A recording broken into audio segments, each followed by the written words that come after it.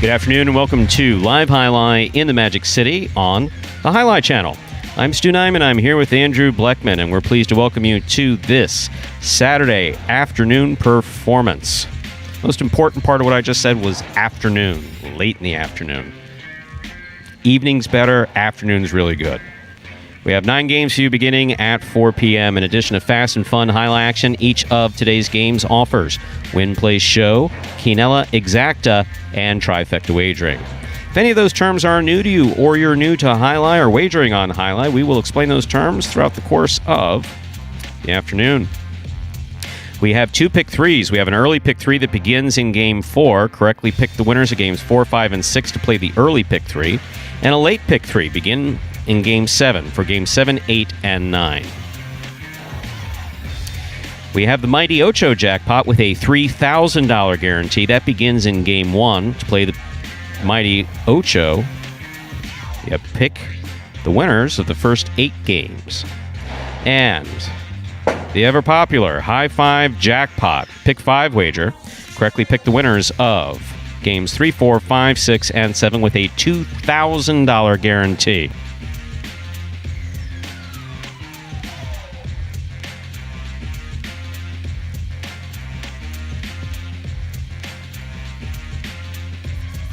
And I'm going to hand it over to, what's your name? Andrew. I'm going to hand it over to Andrew while I call Teleview with the scratches. Yes. So they can get them up, because I forgot to call Teleview. Of them. Thanks, Andrew. Yes, of course. We got a couple of them in this performance. Vuelo, as you said, we expected him to be back. He is still out for today's performance. And also Bradley is a scratch in this performance. So 2 scratches, number 29, Vuelo, and number 4, Bradley. Both been scratched from all their scheduled appearances here today, and we'll give you a full rundown of those scratches as they affect this afternoon's program. Game 1, post 3, you're going to scratch Vuelo, replace him with Cool Fitness. Game 1, post 3, scratch Vuelo, replace him with Cool Fitness. Game 2, post 7, scratch Vuelo, replace him with Cool Fitness again.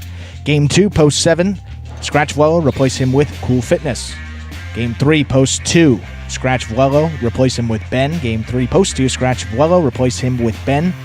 Game 4, post 7, scratch Bradley, replace him with Tennessee. Game 4, post 7, scratch Bradley, replace him with Tennessee. Game 5, post 3, scratch Bradley again, replace him with Douglas. Game 5, post 3, scratch Bradley, replace him with Douglas. Game 6, post 4, scratch Bradley again, replace him with Bueno. Game 6, post 4, scratch Bradley, replace him with Bueno. Game 7, final scratches here in the 7th game. Post 4, you're going to scratch Bradley and replace him with Anderluck. So green team post 4 there is El Barba and Anderluck. And post 8, game 7, scratch Vuelo and replace him with Juice. So the post 8 team is now Kubala and Juice. And there are no scratches in games 8 and 9. That was good, Stu. No, I appreciate that. No, it's as I was looking up at the board and see, that's what we need to see. And I was looking up at the board and I said, you know what? I did not call Teleview. Yep. I come in, we see who's here. We knew that Bradley was potentially going to be scratched. He injured himself yesterday. Vuelo is day-to-day. So, and then sure enough, I start talking. I'm like, the programs are filled out. We're sitting here chatting so enjoyably as we often do. And I was like, oh man, what did I forget to do? I forgot to call Teleview. So, call Teleview and look. And we say thank you to Adam. Seconds. Yeah, that was quick. So, with all that in mind, we ask you to make your wagers as early as possible within scheduled post time. Sit back and relax. Post time for game number 1 is in 6 minutes. There's a scratch. Game 1, post 3, scratch Vuelo, replace Vuelo with Cool Fitness. Game 1, post 3, scratch Vuelo, replace Vuelo with Cool Fitness. And I think you've heard me mention this, Andrew, but one of the people that we have down in Teleview. Yes. Famous highlight player. World famous. Absolutely. If you followed Miami Highlight in the 90s and 2000s and remember the American front quarter, Adam is here. That's the guy. Adam is here. And the threat that we have with Adam, because not anybody, but many people who've left Highlight, there's something very unique about this. When a lot of guys retire, they go out and they never pick up a Highlight cesta again.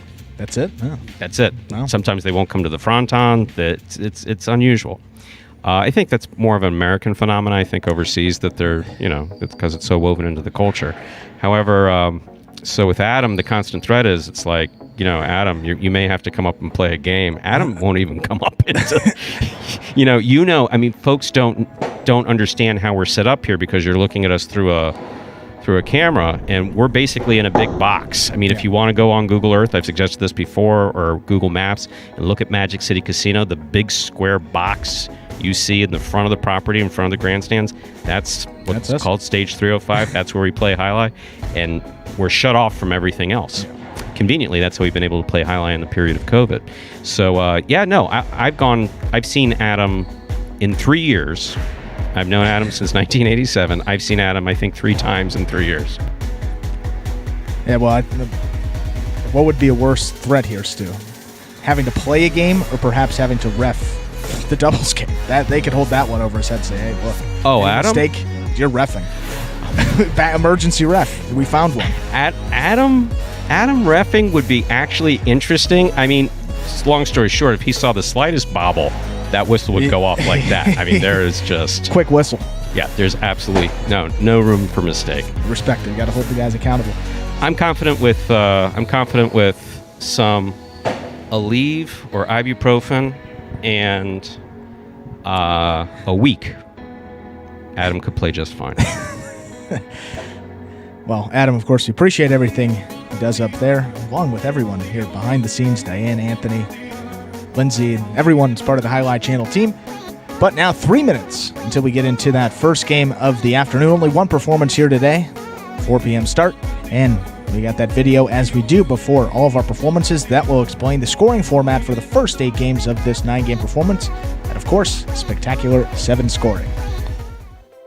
Spectacular 7 singles games are played with 8 players. Each player wears a different color jersey numbered 1 through 8 on the front. These numbers are traditionally referred to as post numbers. Post numbers are used to signify the order in which the athletes will play in a game. These numbers are also used for betting purposes. Don't be confused by the numbers on the back of our jerseys. Those are just for fun. Each game begins when the player in the post 1 red jersey serves to the player in the post 2 blue jersey. The served ball must land between the 4 and 7 lines marked on the court's side wall. If the ball lands between those lines, the serve is good and play continues until one of those 2 players wins that matchup. The player who loses the matchup exits the court and waits for his next turn at the end of the rotation. It's important to note that every game has 2 rounds. The first 7 matchups in a game make up round 1. Each matchup in round 1 is worth 1 point. Round 2 refers to all matchups that take place after the 7th and final matchup of round 1. The number of matchups in round 2 varies from game to game. And in round 2, each matchup is worth 2 points.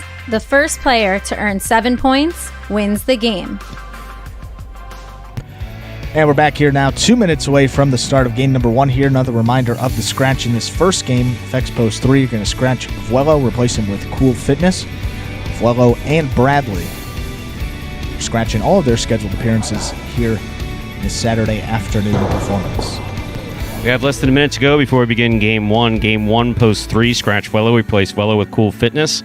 Less than a minute to get those wagers in for today's Mighty Ocho. Post time for game 1, the Mighty Ocho. Now less than a minute away. Final reminder of the scratch. Game 1, post 3, scratch Vuelo, replace Vuelo with Cool Fitness.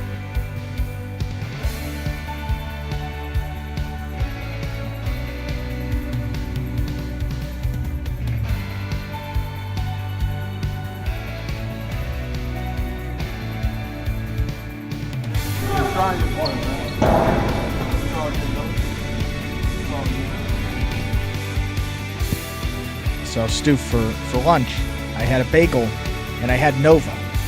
Nova as opposed to Lux. So, perhaps that means that your blood pressure's in check. So we got to give it a couple games to kick in. We'll be good, and then all right, game time. Perhaps with you the picked projection, and maybe that started that high five today. You picked the game to prognosticate.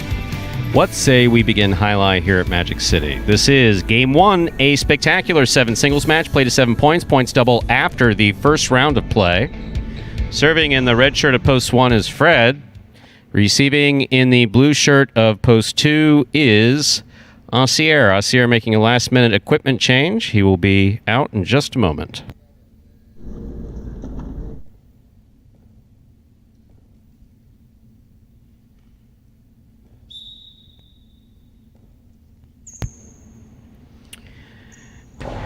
Fred serves. We begin.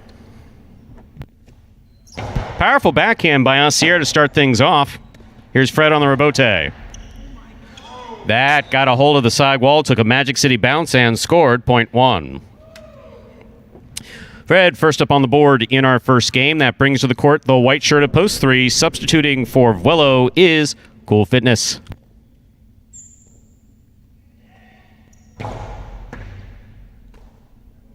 In and out of cesta the ball goes, point 1. Fred on the board with 2 points. Now receiving. Green shirt of Post 4 in this matchup. We have Fred serving to Juice.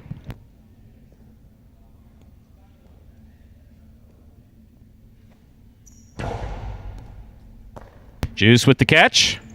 There's the throw. Could not clear the overhead screen. Point 1. One on the board with 3 points. Here's Post 5. CRB.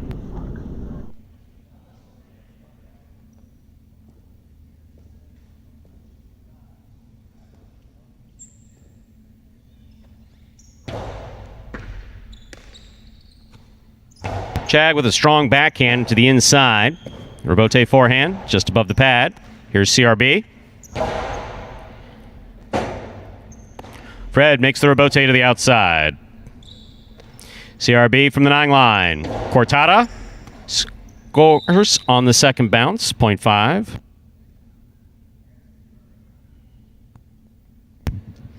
Point for CRB. Our next matchup has CRB serving to the yellow shirt of Post 6, the maskless Tennessee.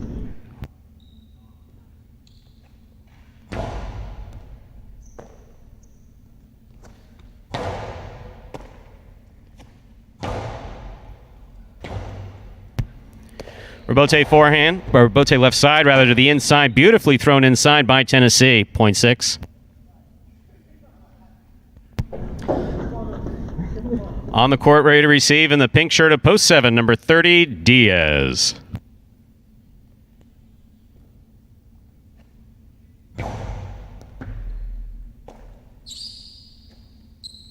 Powerful forehand throw by Diaz. He passes that to the 10 line. Rebote to the outside. Catch by Diaz. Karam off the court. Point 6. Here now to complete the first round and receive, wearing the purple shirt of Post 8, number 77, El Barba.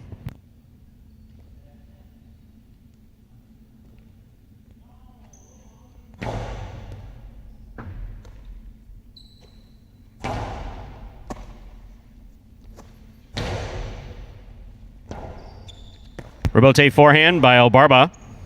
Catch by Tennessee. Ball tipped. Point 6. 6 on the board with 3 points. That completes the first round of play. All matchups are now worth 2 points through the end of the game. First to return, the blue of Post 2, Asier.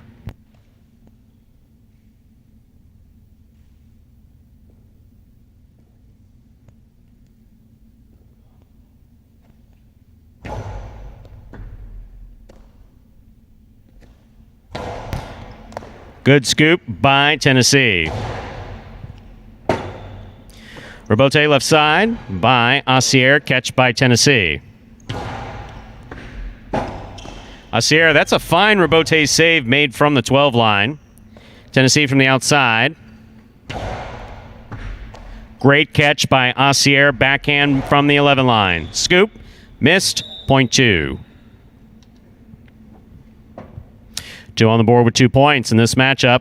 We have Asier serving the returning 3-post in the white shirt, Cool Fitness.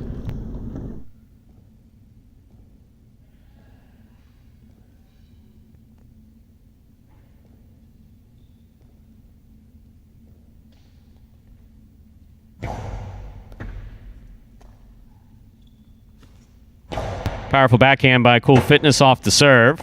Rebote by Asier to the inside. Here's Cool Fitness with the catch. Strong backhand. Rebote 2-all. Wide. Point 3.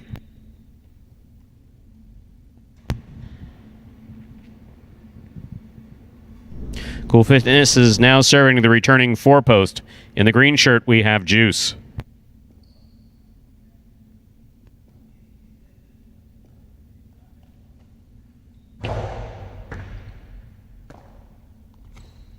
Powerful backhand by Juice.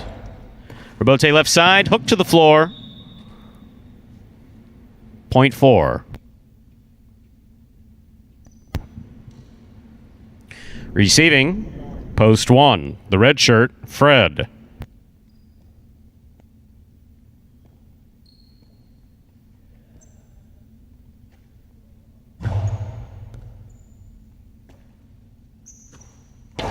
Strong backhand by Fred, caught in the air by Juice. Hard forehand by Juice. Rebote forehand by Fred. Juice, what a catch. Nice backhand, catch by Fred. Well played point by the brothers. Joseph, very nice, point 1.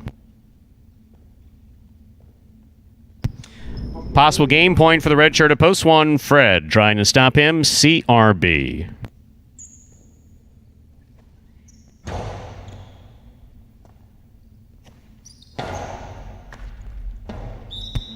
Ball rule tip first time round, point 5.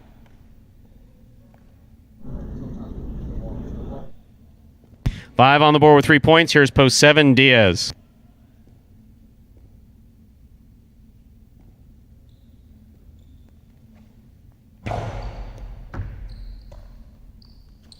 Costado to the inside by Diaz. Good catch by CRB. Nice hard backhand. Rebote left side by Diaz. Big bounce. Brought down by CRB and a good catch. Backhand got away from him. Point 7. Diaz on the board with 2 points. Receiving, post 8. The purple shirt, El Barba returns.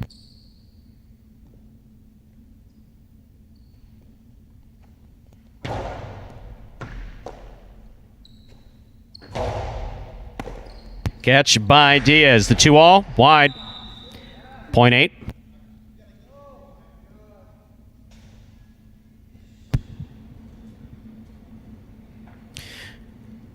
El Barba's on the board with 2 points, serving to post 6. Tennessee returns with 3 points.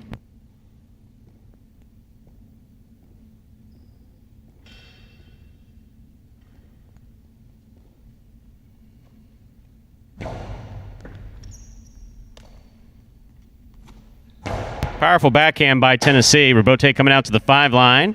Turn from the forehand of El Barba. Tennessee got up there.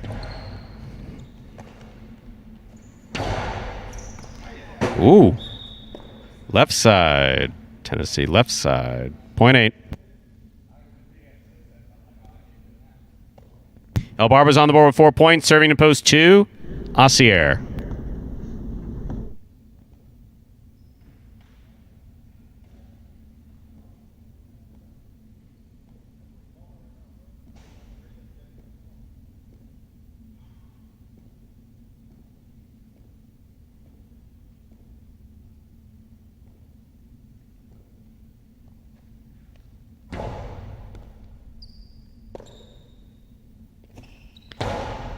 Powerful backhand by Asier.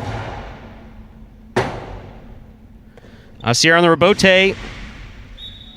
Wide. Point 8. Possible game point for the purple shirt at post 8. El Barba. Trying to stop him in the white shirt at post 3 is Cool Fitness.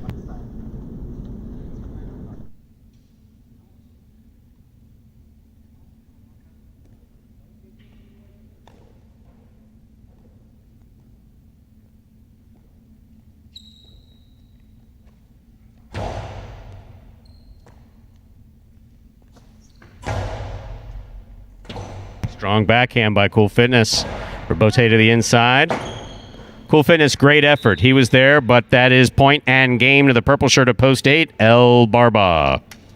El Barba wins it. 1 places, 5 serves to 6. This is a playoff for 3rd place.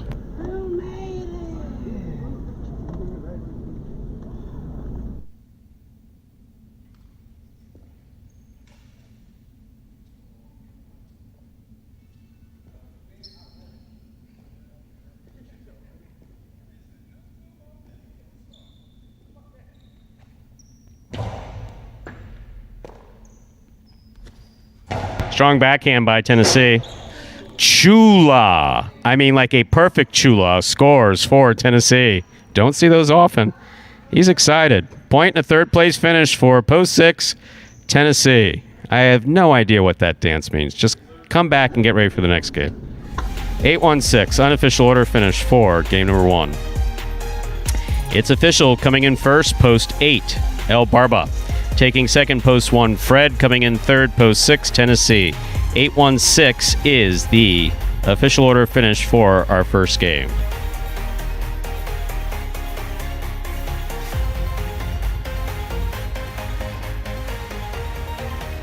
And we'll have your prices up in a moment. Just Tennessee, as he was stepping out, looked at his watch, said, that was a long first game, wasn't it? It's like, yes, it was a long first game, comparatively. I mean, you don't want a game that's less than 10 minutes, really, unless it's really exciting. I feel like usually those don't go. Yeah. Usually those are sometimes painful, yes. There are your prices. So $2 wagered on 8 to win returns $10.40.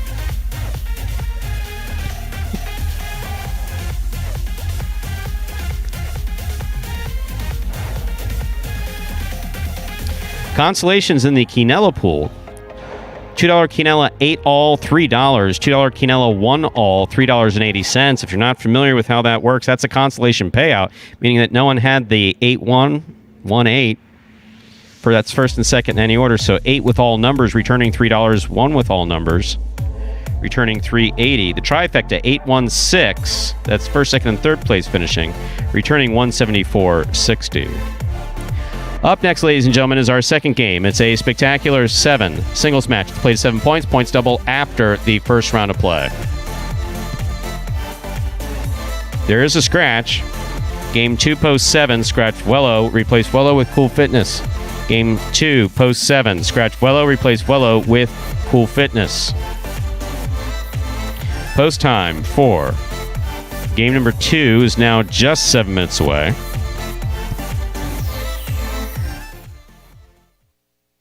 I really got the name El Barba from Coach JR.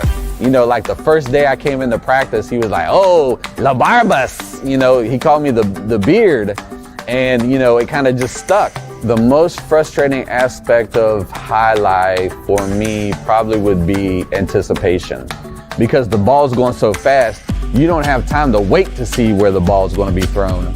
It's frustrating, you know, but at the end of the day, I'm playing a sport for money, okay? My goal is to go out there, win every point, as soon as I step on the court, win the game, and call that game a day. You know, that's it. And that was El Barba there, just keeps rolling along here in week number 22. Been playing very well now for a couple weeks. That's his 7th win on the week. He's tied now for Douglas most wins among the roster here, so they're got a couple more games to go for both of them. See who's going to take home that week 22 Golden Cesta. I know El Barba snuck one in there one of those earlier weeks, but Douglas has got 5 Golden Cestas, so that'll be an interesting race. And oddly enough, I mean, look at his stat line, El Barba, 7 wins, nothing else on the board. Really? Win or bust. Pretty impressive, and he's doing a lot of winning, though. 35 fantasy points if you have him playing along with Fantasy Jai-Alai with us. That's second most among the entire roster. Tennessee has 35, El Barba tied, so they're tied for second, and Douglas is in first there with 43, so been playing very well. Another opportunity coming up in an even better post. I got to be honest with you, Andrew. These are strange days. They are. I mean, okay, so we had a flood yesterday. Legitimate flood here in the parking lot. People running around. Right. By some standards, there is a plague going on. So I knew that the Preakness was today. So I made sure that there was I made sure that there were more than 7 horses running in the Preakness, because if there were only 7 horses running in the Preakness, in addition to a plague and a flood, 7 horsemen of the apocalypse, I wasn't coming to work today. Is that another one of those references that I'm it's like go right over my head? No. Well, are you familiar with the Horsemen of the Apocalypse? Well, no. No? Well, you can Google it at some point. Yeah. I didn't even realize the Preakness was today. Yeah. Yep. See, the thing is with horse racing, there's a lot more excitement when there's a Triple Crown candidate, at least. So in a lot of cases, there's not one. It doesn't get as much publicity, but I'll tell you what, it's the Preakness today. So a lot of people perhaps excited for that. And when the Derby was... Actually, correct. It is 4 Horsemen of the Apocalypse. 4, not 7. Where do I get 7 from? No, I was absolutely corrected. Thank you very much. Well, in fact, we'll do a shout on that, Billy. Thank you very much for that correction. Billy Cash, great name. No, it is 4. I don't know where I got 7 from. Well, anyway, so as long as there's more than 4 horses running, I guess it was okay to come. No, these are strange days. These are very. That flood yesterday was ridiculous. I mean, literally, the water in the parking lot was up over the bottom of car doors. Yeah. Some cars were almost submerged. Yes. Yeah, and I walked in today, and there were no one was parked left of where the flood was. Exactly. Everyone was to the right. All the cars were crowded there. So people definitely very aware of that now, and that's going to be the way it is. But now we have 2 minutes now to that second game, and we got to get that video in for those new fans that explains how the sport of Jai-Alai here is played. The main rule of Jai-Alai is simple. Players must catch and return the ball in one fluid motion. Sounds easy enough, right? So how do you win? You can win a matchup simply if your opponent overserves, underserves, or serves the ball out of bounds. On the flip side, your opponent wins the matchup if the serve is so good that you fail to catch and return the ball to the front wall. If your opponent fails to catch the ball before it bounces twice on the ground, or if your opponent's cesta makes contact with the ball but doesn't catch it, then, in both of those cases, you win the matchup. You can also win a matchup if the ball bounces around in your opponent's cesta during an attempted catch. This is called juggling, and it's illegal in Jai-Alai. Another way to win a matchup is if your opponent throws the ball and it lands out of bounds on its return from the wall. The overall game strategy for a Jai-Alai player is to make it difficult for an opponent to reach the ball in time or to execute a rebuttal play.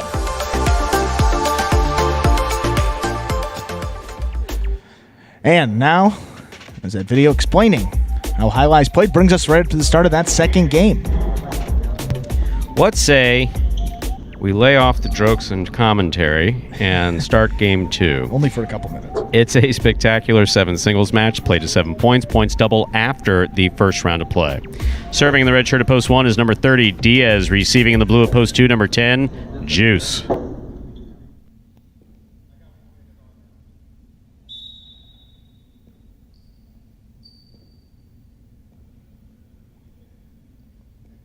Diaz serves. Our second game has begun. Powerful backhand by Juice. Rebote left side to the inside. Nicely going to take a big bounce.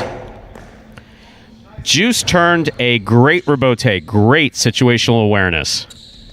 Back to the inside he goes. Juice will try it again. Rebote by Juice. Lands out. Point 1. Well played by Juice and Diaz.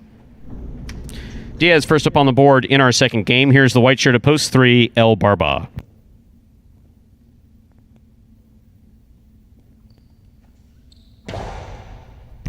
Underserve, point 3. Green shirt at post 4 takes to the court. Here's number 37, Tennessee.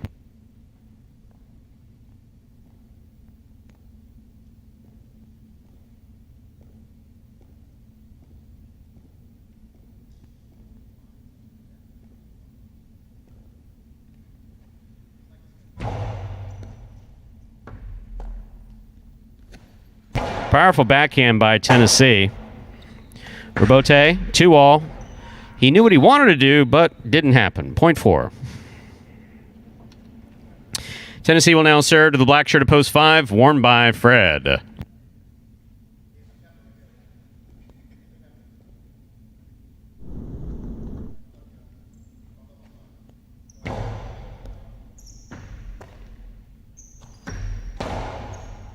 Scoop by Tennessee.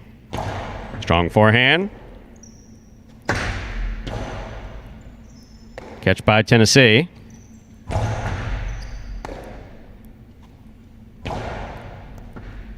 What a catch by Tennessee. There's the backhand to the outside. Scoop attempt missed. That rebote not playable. Great effort by Tennessee to keep that point alive. Point 4. 4 serves to the yellow shirt at post 6. Here's Ben.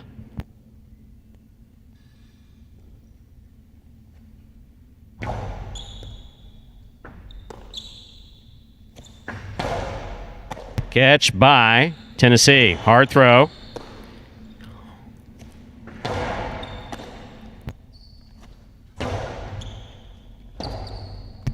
Rebote left side by Ben.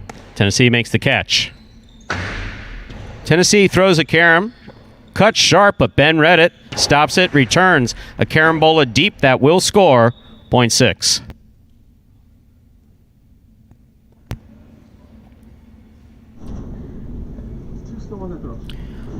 That'll bring to the court the pink shirt at post 7. Substituting for the scratched Vuelo is Cool Fitness.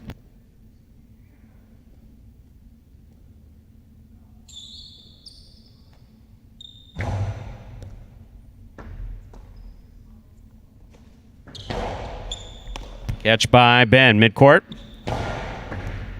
Cool Fitness from the 9 line. Ben makes the save. That's a difficult save. Cool Fitness moved up on it. Missed it at the tail end. Point 6.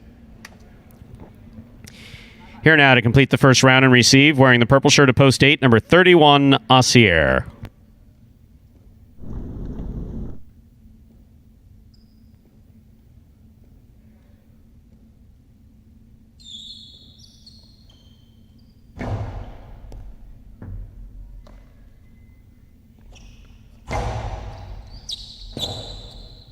Rebote left side by Ben. What an effort by Ben. Great catch by Assier. Ben comes up with it again, holds on to it, gets it off in time. Catch by Assier. Rebote left side to the inside. Assier's there. Hard backhand by Assier. Rebote by Ben to the inside. Assier gets there, gets it almost to the front wall. Great effort by Assier. That was a tough rebote. Point 6. That completes the first round of play. All matchups are worth 2 points now through the end of the game. Ben on the board with 3 points, serving 2. The blue at post 2, Juice.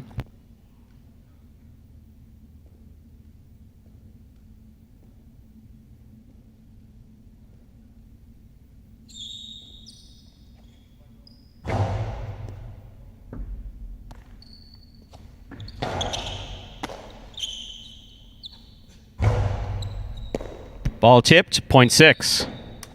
Straight points to a possible game point here for Ben. Trying to stop him in the red shirt at post 1, Diaz.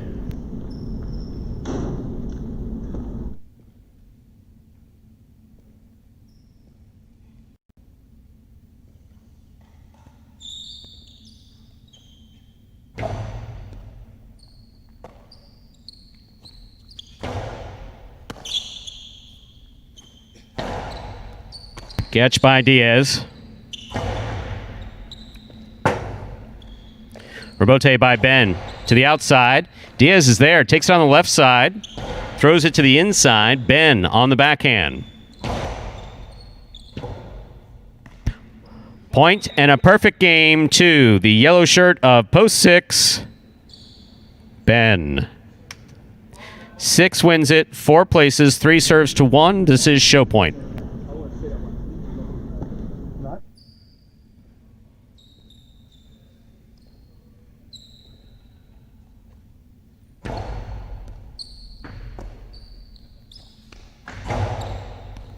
Catch by El Barba. Catch by Diaz. That's a great catch on the right side. Powerful forehand. Gets it back to the 9 line. Rebote forehand by Diaz. On the wall and scoring.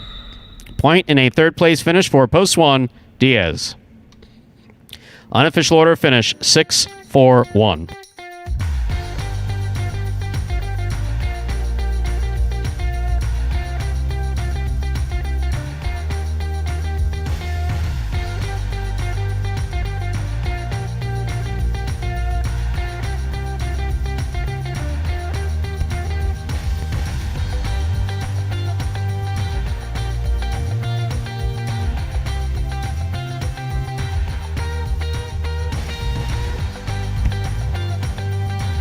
(6-4-1) official order finish for game number 2. $2 Quinella 4-6. That's first and second in any order. $21.80. The trifecta 6-4-1, $71.80. $2 wagered on 6 to win returns $10.60.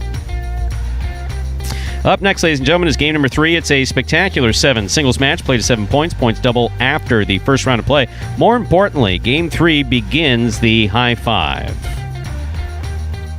The high five jackpot is a pick 5 wager. Correctly pick the winners of games 3, 4, 5, 6, and 7. If you do so, and you have the only ticket doing so, I like the phraseology on that. I like that. If you do so, and you have the only ticket doing so, I like that. Nice ring. You will win $2,000. There's a $2,000 guarantee on the Magic City high five. There is a scratch. Game 3, post 2, scratch Wello, replace Wello with Ben. Game 3, post 2, scratch Wello, replace Wello with Ben. If you're looking ahead at scratches affecting the high five, our scratches today are Vuelo and Bragley. Bragley is also scratched. So game 3, which is up next, post 2, scratch Vuelo, replace Vuelo with Ben. Game 4, post 7, scratch Bragley, replace Bragley with Tennessee. Game 5, post 3, scratch Bragley, replace Bragley with Douglas. Game 6, post 4, scratch Bragley, replace Bragley with Bueno. Finally, game 7, post 4 in the backcourt, scratch Bragley, replace Bragley with Anderluck. Game 7, post 8, scratch Vuelo, replace Vuelo with a Juice. Post time for game 3 and the high five, 7 minutes away. Good luck. What I'm hoping to accomplish in the 2020 season is to come in top 3 again, both in singles and in doubles. My game plan going into 2020 season is to be as meticulous as possible. I have to find a way to find little subtle things about each and every person on the roster that I can exploit to my advantage. And I can say that because they have to do the same thing. I feel like I got the ability to do it. I've definitely put in the work. Unfortunately, that doesn't always mean success, but that's what I'm going to strive for. So that is the goal, and I think that's everybody's goal because everybody wants to, get in the bonus money. And it is kind of like something to hang your hat on, to be able to say that, hey, I was able to be, a top 3 in singles or a top 3 in doubles. So that's definitely something that I strive for.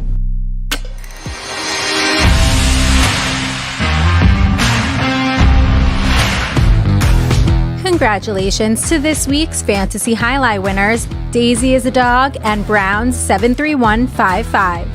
These two teams handily defeated the rest of the field with a total of 176 points, with the roster of singles players Ben, Bueno, and Jedin, and doubles pairing Osier and Douglas. For a second week in a row, the winning team was composed of 3 of the top 4 fantasy scorers for the week.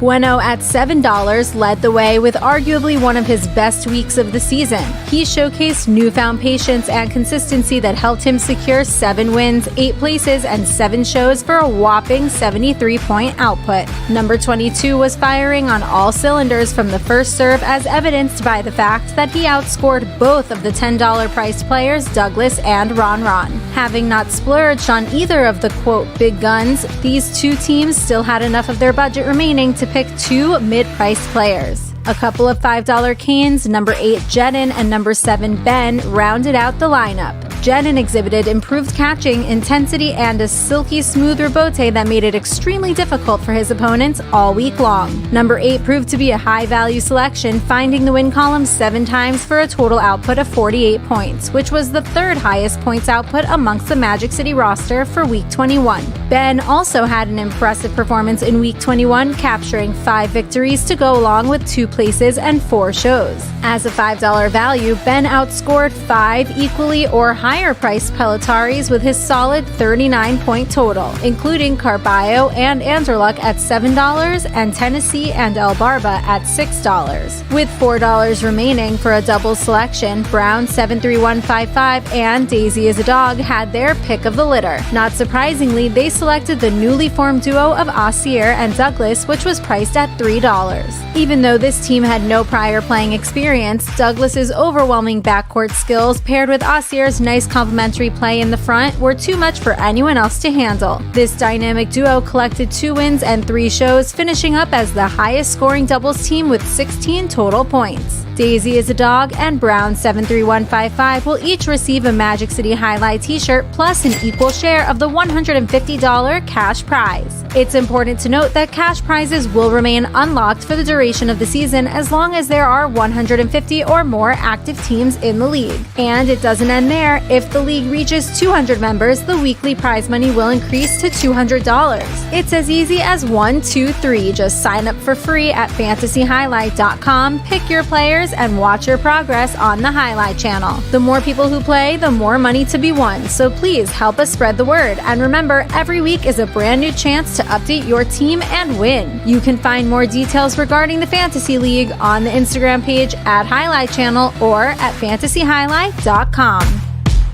And congratulations again to last week's Fantasy Jai-Alai winners. We're underway here for Week 22. We have just 2 more performances to go to add to what is already updated in those standings there. But, of course, along with the Jai-Alai Channel's free-to-play Fantasy Jai-Alai, I'm excited to announce that Fantasy Jai-Alai was picked up by one of the major players in fantasy sports. That's Which one? Prize Picks. Which one? You heard of Prize Picks, Stu? I have now. Now you heard of it. Well, Prize Picks it's a unique fantasy sports platform. We're not going to get you wrong here. It's different from the weekly drafts we have, different from other daily fantasy sites. It allows you to bet on individual players and mix and match amongst a variety of sports every single day. Now, for a limited time, they're offering special incentives for signing up. Go to Prize Picks. Type HI into the referral code field when you sign up. HI spelled J-A-I, as in Jai-Alai. Make a $100 deposit into your betting funds, and Prize Picks will match that $100. Put another $100 into your account.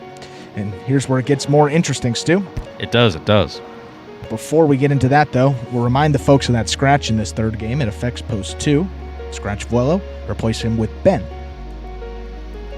And you're on the edge of your seat. Send us a picture of your computer or phone screen as proof that you use the referral code HI at signup. J-A-I. J-A-I.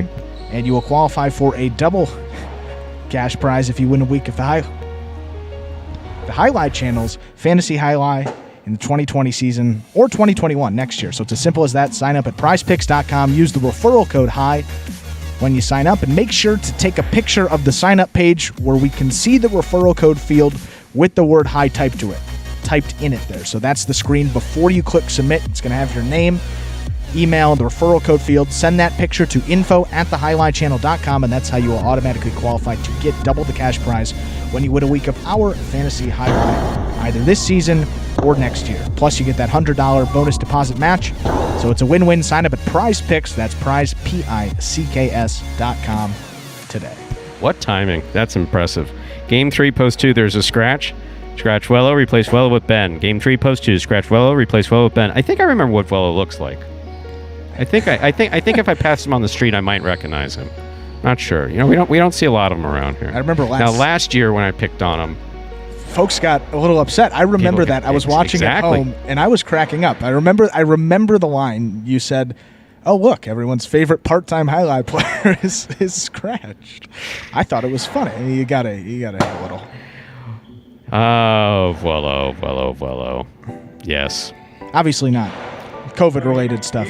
No. Buddy, but that was not sickness-related or anything like that. I certainly wouldn't. Different time. I would not different kick a man time when he's down. Yeah. Definitely would not do that. Okie dokie, let's begin game number 3. It's a spectacular 7 singles match played to 7 points. Points double after the first round of play. Not funny, Brian. Serving in the red shirt of Post 1 is El Barba. Receiving in the blue of Post 2 is Ben. Ben substitutes for Vuelo.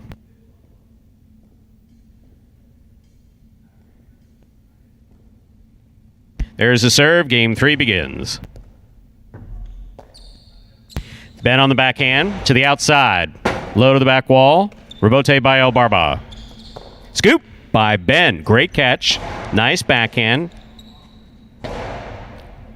Catch by Ben. Powerful backhand to the inside. Rebote swing and a miss. Point 2. Ben is first up on the board in our third game. That'll bring to the court the white shirt of Post 3, number 10, Juice.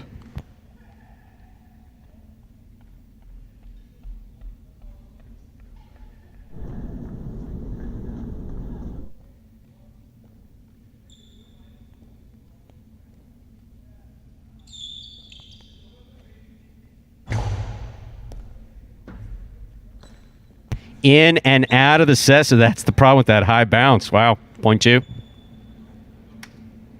Joe on the board with 2 points. Here's post 4, Fred.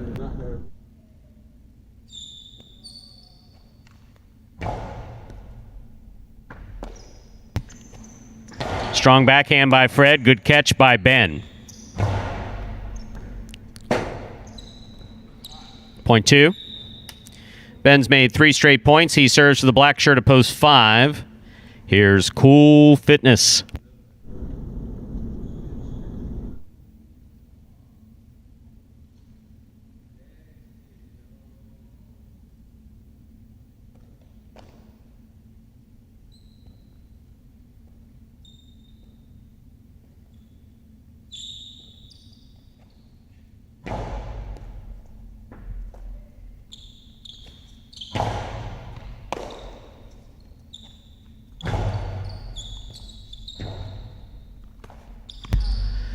Robote got away from Cool Fitness.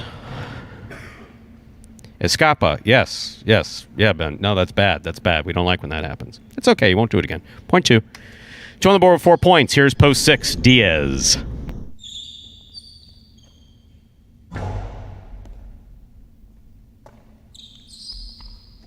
Diaz from the forehand.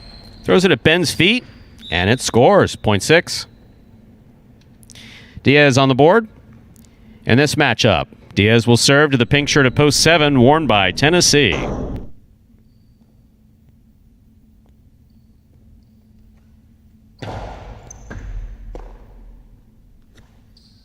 Backhand by Tennessee. Robote forehand by Diaz. Tennessee has it at the 11 line. Point 7.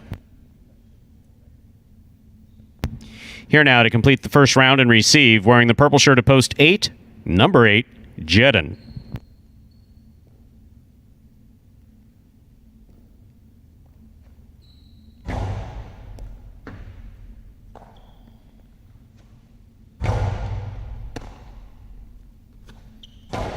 Strong backhand by Tennessee.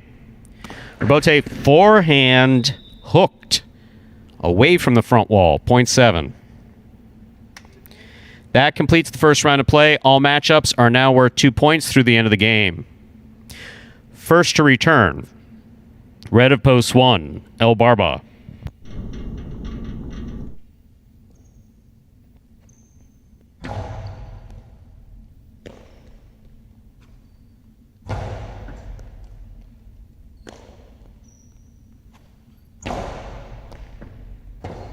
Robote left side by El Barba, beautifully thrown.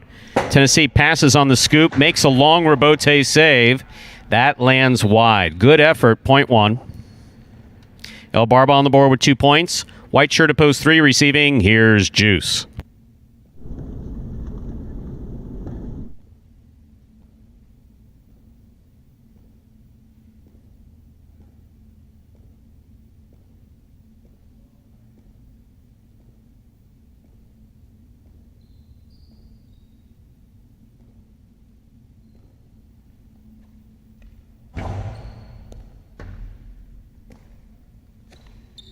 Strong backhand by Juice. Scores, point 3. Juice has 2 points. Here's post 4, Fred.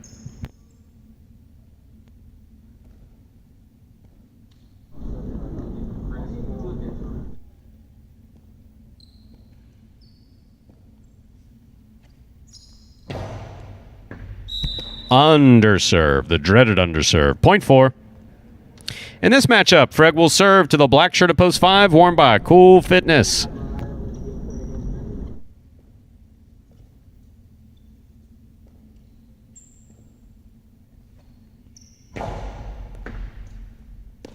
Cool Fitness on the forehand. Catch by Fred. Hard throw by Fred. Robote comes low. Cool Fitness plays it up. Little too high. Point 4. Good scoop by Ben. Fred's on the board with 4 points. Here's post 2, Ben.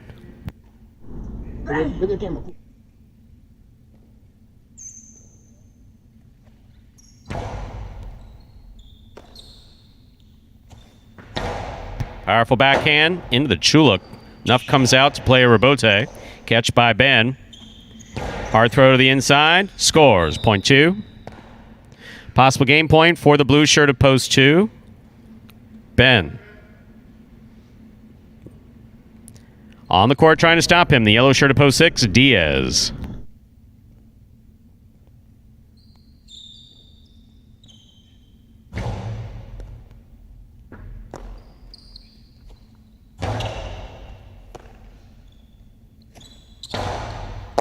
Catch by Diaz.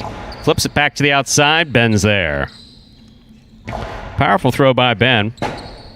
Diaz on the rebote. Nice rebote save by Diaz. Here's Ben from the 10 line. Catch by Diaz. Backhand. Caught by Ben at the 11 line. Excellent effort by Diaz. Try to keep that point alive. That is point and game, ladies and gentlemen, to the blue shirt of post 2, Ben. G wins it 4 places, 7, 1, and 3. Playoff for 3rd place, 7 first serves to 1.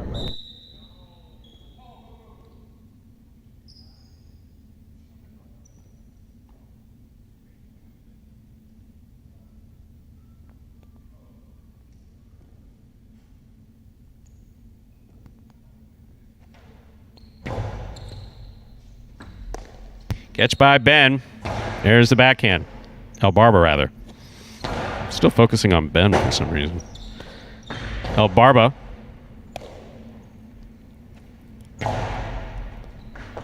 What a catch by El Barba in the corner. And that backhand passes all the way out to the rebote. That's nice. The 2-all, good thought, poorly executed, point 1. 1 on the board with 4 points. Here's post 3. Juice.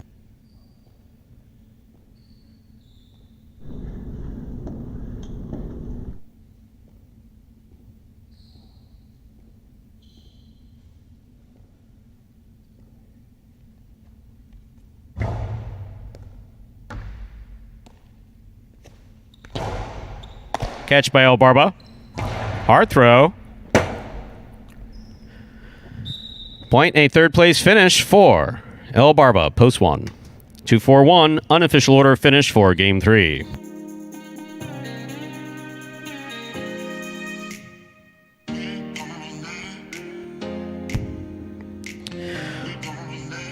Results from game 3 are official. Coming in first, post 2, Ben. Taking second, post 1, Fred. Coming in third, post 1, El Barba. 2-4-1 is the official order finish for game number 3. First number for the high 5 is the number 2. There are your prices. The $2 quinella 2-4. First and second in any order, $33.40. Trifecta 2-4-1, 163 even. Up next, ladies and gentlemen, is game number 4. It's a spectacular 7 singles match. Played to 7 points. Points will double after the first round of play. There's a scratch. Game 4, post 7. Scratch Bragley, replace Bragley with Tennessee. Game 4, post 7. Scratch Bragley, replace Bragley with Tennessee. Game 4 also begins today's early pick 3. Post time for game 4. And the early pick 3 now just 7 minutes away. Good luck.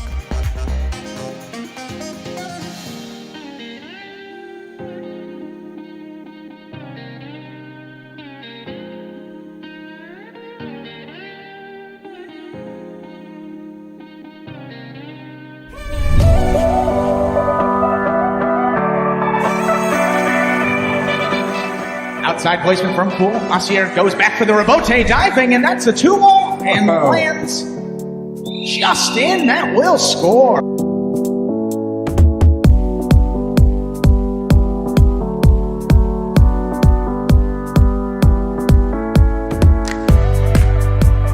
Goes in from the 4 line.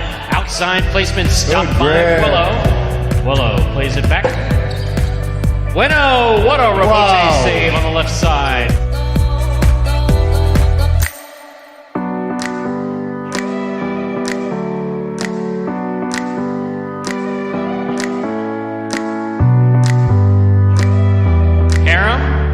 Stopped on the forehand of Jin.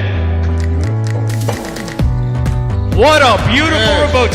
Jin on the run, 2 bounces, scores.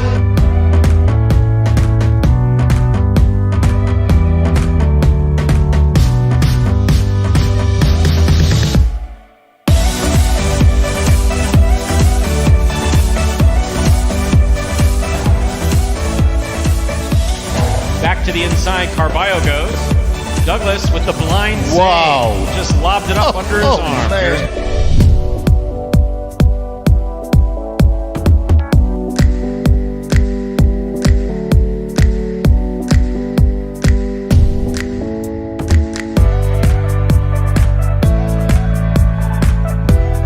Robote thrown beautifully. Antelope gets out of the way. Robote's back up. What a fine effort. This is a 2-all. El Barba on the run. Man, oh man. And it scores.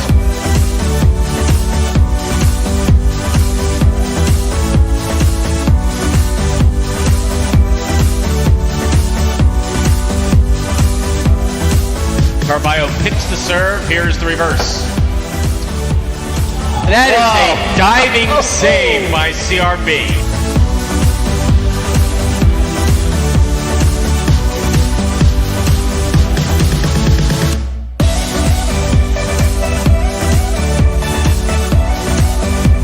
He somehow gets rid of it in time without holding it. Here's Anderluck. Carballo diving save. What a fantastic Robote thrown by Carballo.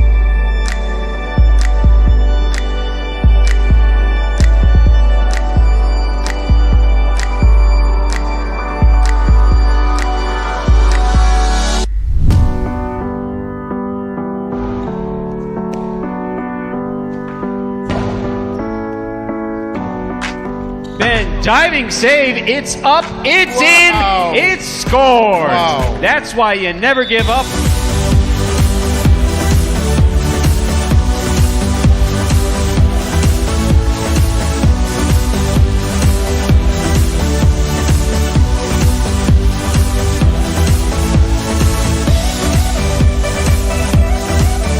Big left side, takes an interesting hop, goes to the outside. There's Douglas. First play back to the inside, high bouncer. Carballo waits for it. Wow. Unbelievable Robote save.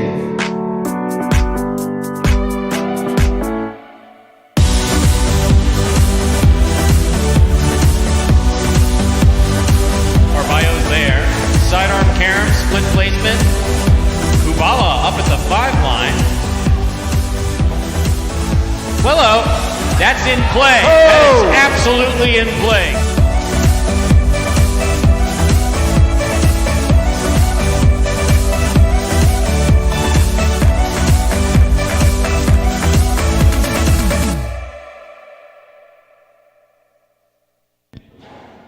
And those were the top 10 Robotes from last season here at Magic City Jai-Alai. Brings us to just under 2 minutes to the start of this 4th game. It also begins that pick 3, 1 scratch here in game 4 of Expo 7.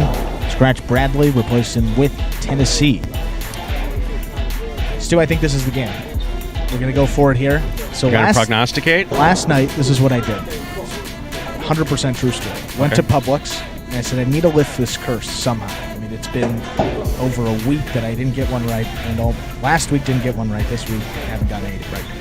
So I scoured the red wine aisle, and I looked for an apropos bottle of wine that would perhaps, a little superstitious, perhaps break the curse. I found this nice Cabernet. Payoff was the brand. So I had a little bit of payoff. Wow. We're hoping that it's going to give a little nice payout in the win column here. I love the randomness of this. So please continue. We're going to go post 1, Bueno. I think he's got a good shot here. Good post. Going with Bueno. There's just not much. And this week, too, let's take a look at the numbers here. Only 1 win for Bueno in his 22 appearances. There's 20 appearances thus far. He's been playing a lot of those later games, so he's got kind of a middle game here. I think could be his game. You are on record. We'll see. You are on the record as saying Bueno is going to win this game. This is it. Let's see what happens. This is game 4. It's a spectacular 7 singles match. It's played to 7 points. Points double after the first round of play. Serving in the red shirt of post 1, number 22, Bueno. Receiving in the blue of post 2, Anderluck.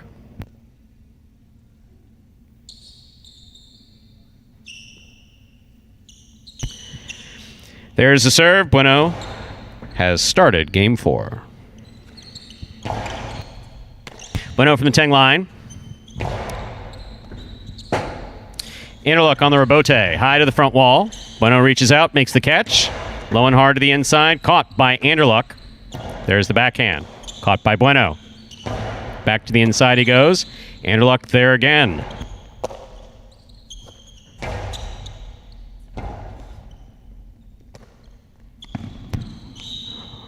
That was a Dejada rebote attempt, we believe. Point one.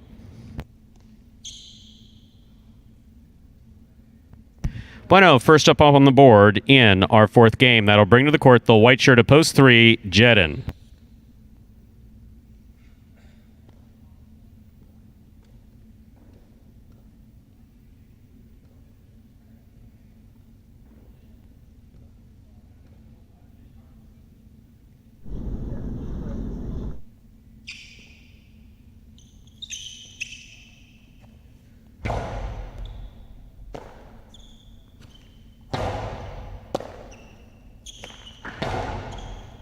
Catch by Jedin. Rebote 2-all does not open up. Jedin makes the catch. Karen by Jedin. Wide. Point one. One on the board with 2 points. In this matchup, Bueno serves to the green shirt of post 4. Here's number 24, Cool Fitness.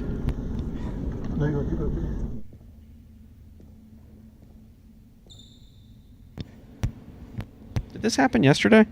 I'm having a flashback. It wasn't Bueno, though, was it? It wasn't Bueno. No. Who was it? That was, They usually go to the judge to have their shoe tied. JR must be an expert. JR must have the special tie with the shoes. I would have done it for Bueno. He's an expert at many things. Tying shoes, one of them. Bueno serves. Cool Fitness receives.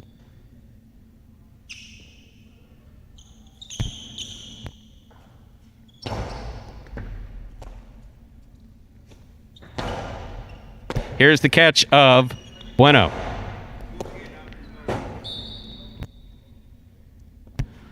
Point one. Black shirt at post 5, El Barba receives.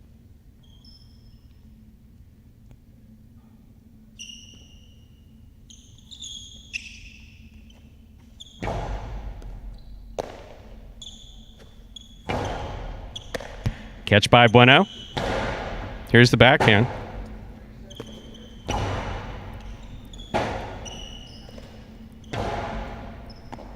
Ball tip, point one. One on the board with 4 points. Here's post 6, Assier.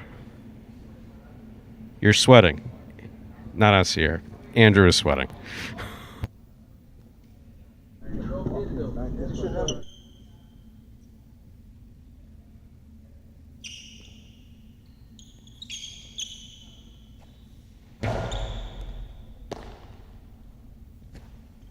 Strong backhand by Assier. Rebote left side by Bueno. Point one. One is on the board with 5 points. Here is post 7. The pink shirt, Tennessee receives.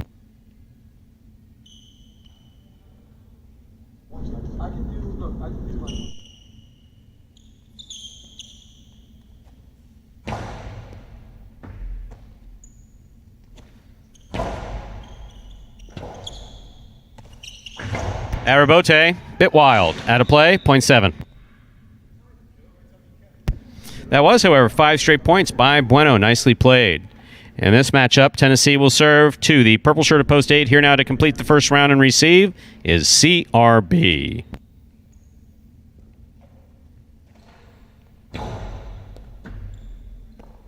Ball tip, point 7. 7 on the board with 2 points. That completes the first round of play. All matchups are worth 2 points now through the end of the game.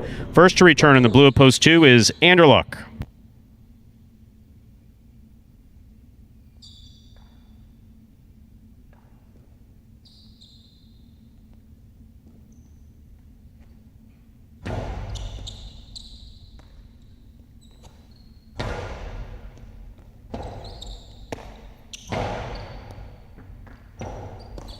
Manderson hangs in there, turns and throws a beautiful rebote.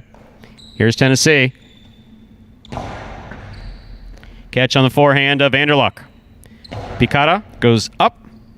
Brought down by Tennessee deep in the backcourt. Catch by Anderluck at the 8 line. Catch by Tennessee at the 11 line. Rebote forehand by Anderluck. Back to the inside. Tennessee from the 12 line. Point 7. Tennessee has 4 points. In this matchup, he serves the returning 3-post, Jedden.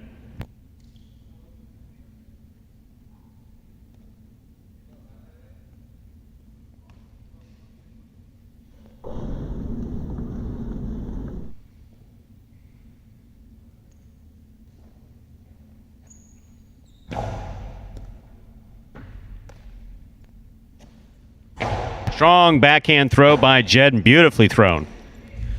Up, up, and away. That right side took off from him. Point goes to the 3. Jedden's on the board with 2 points, serving the returning 4-post, Cool Fitness.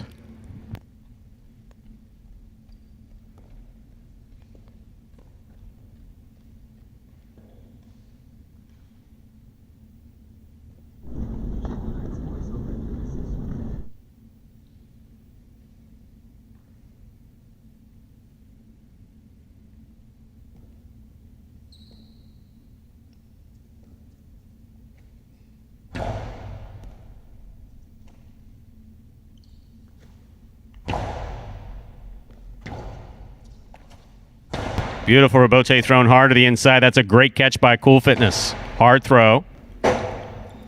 Rebote forehand by Jedden. Catch by Cool Fitness. Jedden on the rebote. Oh, back to the outside it went. Point 3.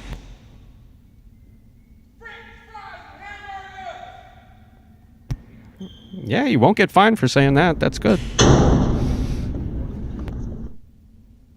Here's post 5, El Barba.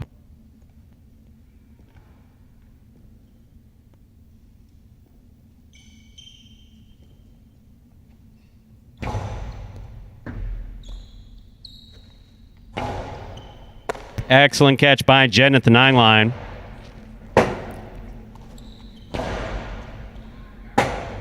Jedden, difficult rebote, beautifully thrown inside and scoring. That was excellent. Point 3. Straight points in the second round to a possible game point here for Jedden. Trying to stop him is Assier.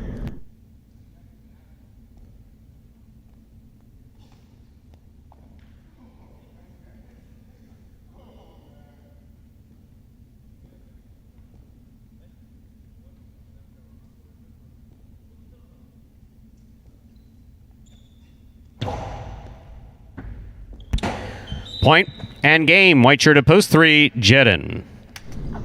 No playoff here. 3 wins at 1 places, 7 shows. Unofficial order finish 3-1-7.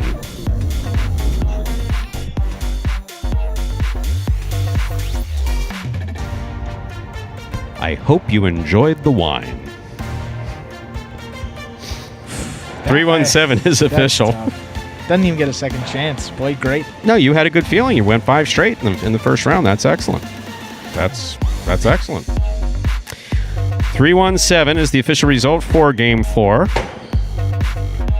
Coming in first, post 3, Jedden. Taking second, post 1, Bueno. Coming in third, post 7, Tennessee. Tennessee was substituting for Bragg. We'll have your prices up here in just a moment. There are your prices.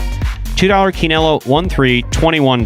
The trifecta, 3-1-7, that's first, second, and third place finishing, $173.60. And $2 wagered on 3 to win, $23.60. Apparently someone wagered some money on 3 to place, because that returns $51.60.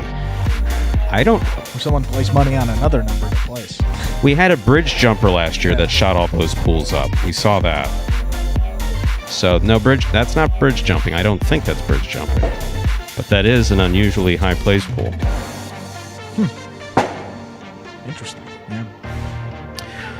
Okie dokie. Up next, Game 5, a spectacular 7 singles match. Play to 7 points. Points double after the first round of play. There is a scratch. Game 5, post 3, scratch Bragley. Replace Bragley with Douglas. Game 5, post 3. Scratch Bragley, replace Bragley with Douglas. Post time for Game 5 is 6 minutes away. Good luck. Remind me of Hustle City, man. Everybody got more than one gig. One stop, boy, $20. I'm not your neighborhood Uber driver. I do luxury. And then I have another job. I play highlight. I have this crazy idea. Do you think we could send something out to all the ex-athletes for the last 20 years and say, we're looking to hire and train highlight players? When I first got the email, I thought it was pranking me. I need some clarity on this. I went on YouTube and I Googled highlight. I was like, Jai-Alai. They paying us, man, and we can win big money. Let me see what this is all about. That's what you gotta do. Get some money. The players taking the court are all athletes you may recognize. Baseball, football, track and field. Having the work, play Division I sport, and then I had a child on the way, so I dropped out.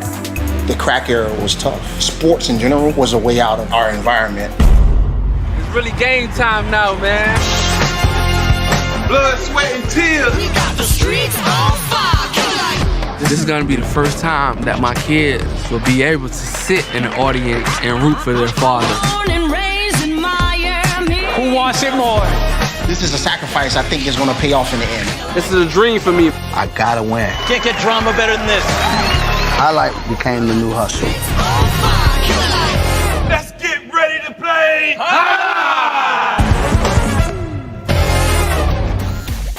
And folks, there was a trailer for the award-winning documentary Magic City Hustle about the start of the highlight program here at Magic City just a few years ago. And if you'd like to watch that for yourself, you can head over to MagicCityCasino.com. Under the highlight tab, first button there says Magic City Hustle. You click on that, it will take you directly to the website, or another way you can do it, you can just type in MagicCityHustle.com directly into your browser, but regardless, it'll take you to the same main page, either way you do it. And from there, you can make a purchase for $5, and from there, enjoy it as many times as you like. So, in scanning the chat. Well, quick, we'll remind the people of the scratch here in this fifth game. Yes. Post 3, scratch Bradley, replace him with Douglas. Post 3, scratch Bradley, replace him with Douglas. Yes. Scanning the chat, people talking about Dania. Yes. So first of all, we at Magic City are very pleased that Dania's back. There's absolutely no question about that. You know, the more highlight, the better. But some interesting conversation regarding folks just, I think, beginning to pick up on the difference between short court and long court highlight. Yeah. So, yeah, I mean, even I'll acknowledge that when we first started talking about short court highlight, it had a spin feel to it, like, you know, trying to rationalize the fact we're on a 120-foot court. However, that was until we were visited by the vice president of the International Federation of Pelota from Spain, with Goicoechea doing his translation here at Magic City, actually sitting here saying, no, that 36-meter court highlight, short court highlight, is a legitimate modality that they're looking for, that basically they're looking to do more of. In fact, there's a few videos on YouTube. I just watched one last night. I may have gotten there through Facebook. I'm not sure how I got there, but of a singles match on a 36-meter court with a. Interesting. They use a modified highlight ball. Now, what is different is, and it's just a function. They do have a chick-chack and a more traditional chick-chack and chula based on the ball that they were using on that particular court. But it was the first time that I had really paid attention to it done internationally. And literally, it was just last night for the first time. So some of the differences that you pick up on between, obviously, Magic City or Dania, that's why it's sometimes hard to comment, because we're not looking to. It's a different product. It's the same. It's highlight. You wager on it the same way. The bets are the same, but the approach to it is entirely different. And believe me, it's a little hard to pick up on. It took me literally 2 years being in the employ of this company before I was able to look at Scott and say, "Oh, I get it. Right. This talking that you and I do." Yeah. I never a seamless strength. Yeah, it was not a seamless transition. It took me 2 years to get it. Even now, I sometimes find it silly, but this is, you know. So there are a number of things that we do here that's specific to. So it's not this better than Dania. No. This is in addition to Miami and Dania, and it's just a different type. It's not. Right. We're not looking to compete. It's like stock car racing versus other types of, It's just a different variety. I mean, the best example is in basketball in particular. Now 3-on-3 basketball is started to become, I think it's in the Olympics in 22 or whatever I think, is that the summer one? Yeah. Sorry, it was supposed to be in 20, right? 3-on-3 basketball is making, so it's the same thing. It's just a shortened version of, highlight, but that's same basketball, same rules, same everything, but completely different approach, and it's it's a different game, but you have an appreciation for both if you're a fan of Our the points game are itself. quicker, and the great thing about this, as I say almost every day, you get a chance to see this evolve from beginning, from players being trained from scratch. We don't say that compare our players to Dania players. I wouldn't expect a Dania player to serve it into the overhead screen because I think the two French, the Sorozabal brothers that are there, that are in their teens, even they've been playing for at least 5 years, which is 2 years longer than anyone else here. So, with that, let's begin Game 5, a spectacular 7 singles match, played to 7 points, points double after the first round of play. Serving in the red shirt of post 1 is Bueno. Receiving in the blue of post 2. Returned from a slight absence is Kubala. Welcome back.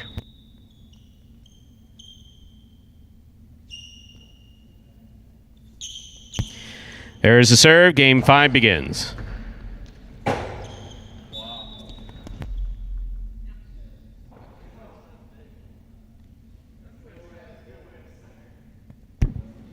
One first up on the board in our 5th game. Here is the white shirt of post 3. Substituting for Bragley is Douglas.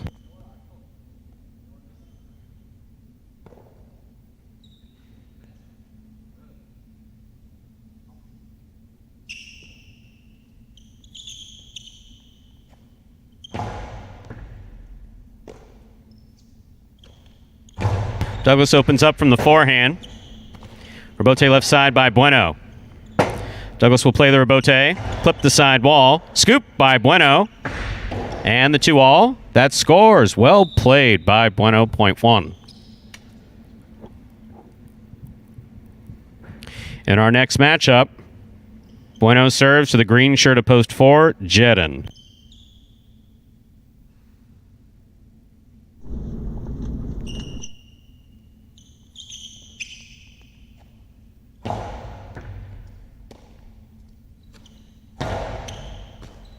In and out of the cesta the ball goes. Point 4.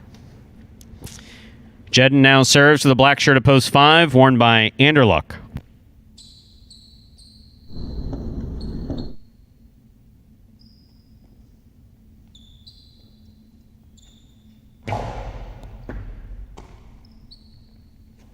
Picata, the big bounce by Anderluck goes up. Got him. That is the when a picata works, that's exactly what it's supposed to do. That is really well executed by Anderluck. Point 5. Here is the yellow shirt of post 6, Ikeda.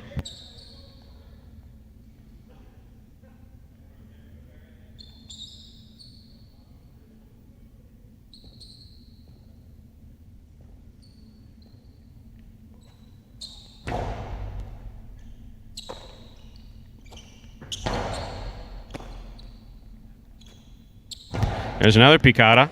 Ikeda picks it off on the quick bounce. Ball tipped, point 6.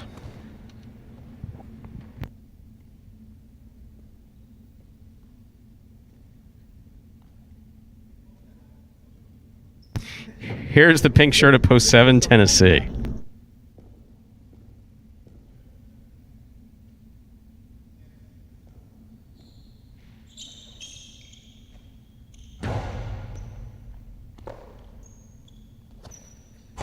That backhand goes to the overhead screen, point 6. Here now to complete the first round and receive. Purple shirt of post 8, Carballo.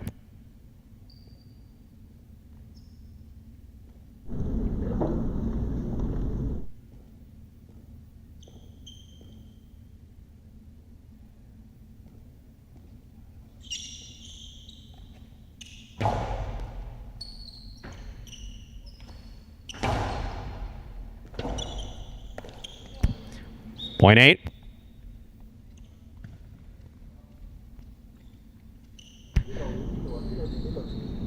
That completes the first round of play. All matchups are worth 2 points now through the end of the game. First to return the blue post 2, Kubala.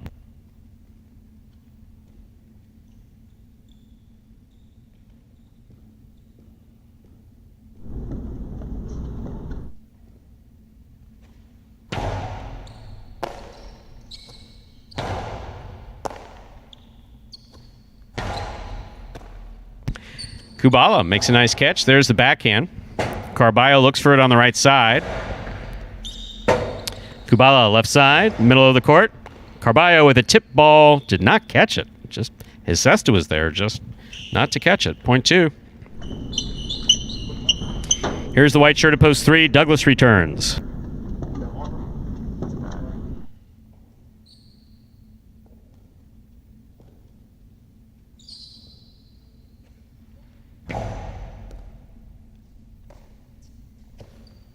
Big backhand by Douglas, caught in the air by Kubala. Rebote left side by Douglas.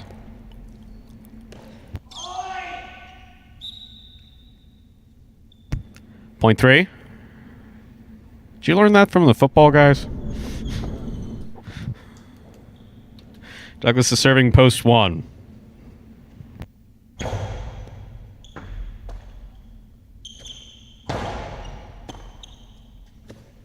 Powerful backhand by Douglas. Rebote forehand by Bueno. Catch by Douglas. He winds up. Costado to the inside. Bueno picks it off. Rebote comes to the 7 line. Thrown hard by Douglas. Bueno's there. Ball tipped by Douglas at the 9 line. Point 1.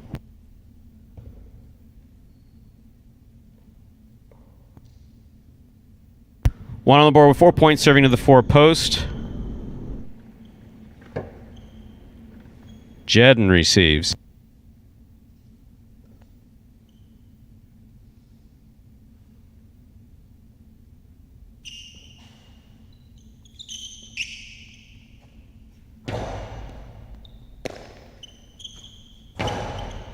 Catch by Bueno. Rebote forehand by Jedden. Falls short, point 1. Possible game point for the red shirt at post 1, Bueno. Trying to stop him in the black shirt at post 5, Anderluck.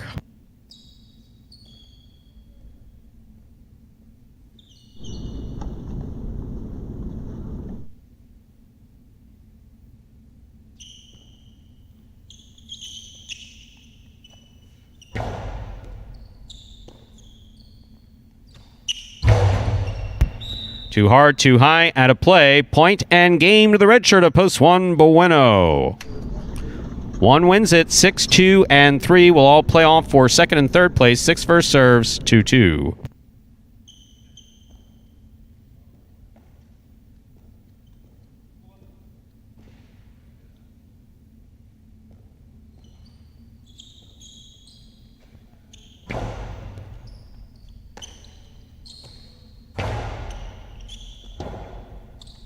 Rebote forehand by Ikeda. Point 6. Possible place point for post 6, Ikeda. Trying to stop him, Douglas.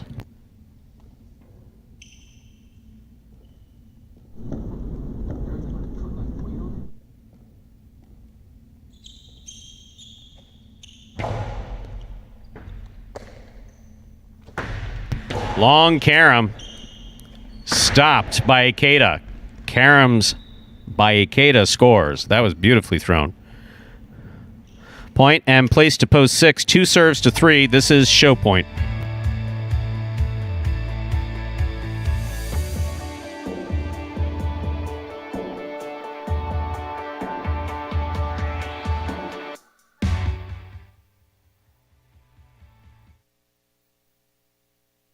Backhand by Douglas. Caught by Kubala. Scoop by Douglas. Sidearm carom off the court. Point and a third place finish for post 2, Kubala. Unofficial order finish 1-6-2.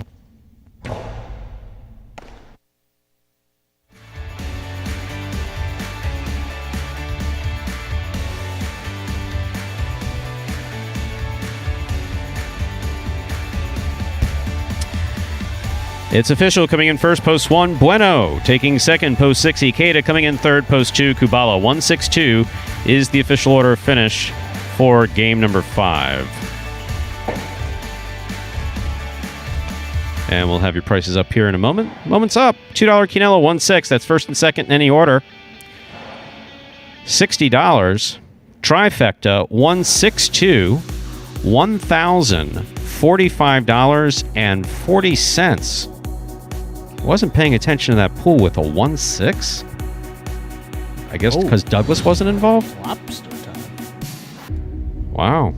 Well, yeah, I think that no Douglas on the board. No, and Kubala. Kubala's first game this week. And there's money in the mutuals. $2 wagered on 1 to win $28.80.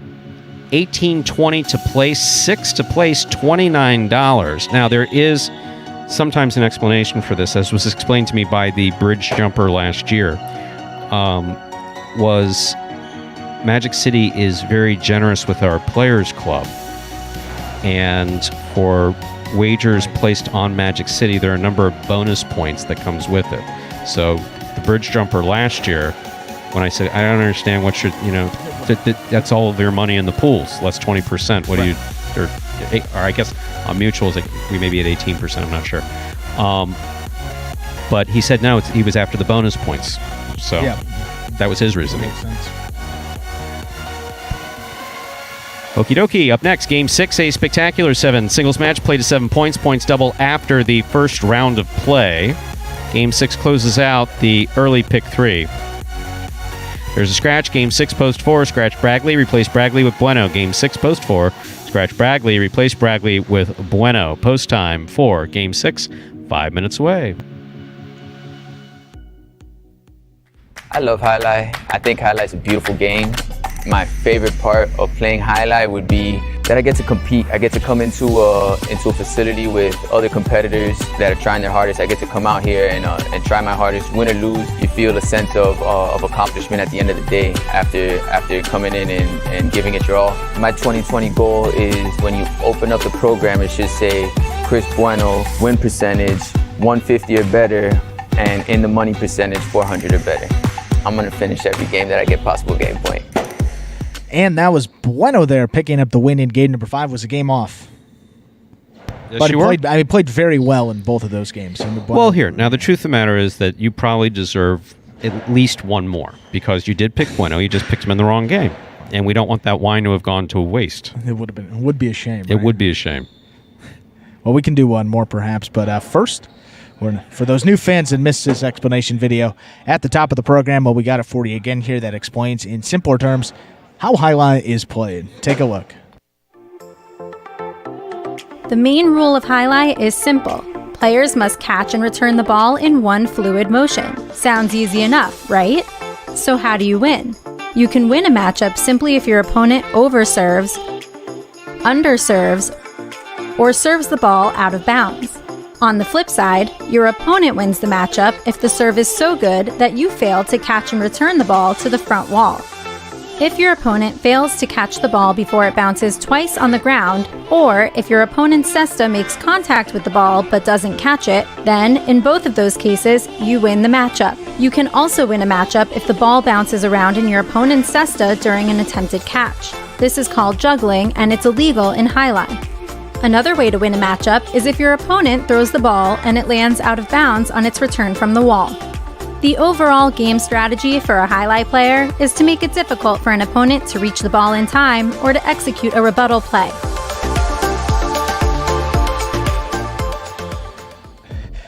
And we're now 3 minutes away from Game 6. If we had a video on how to pick a winner, you think I would have been studying the film all night.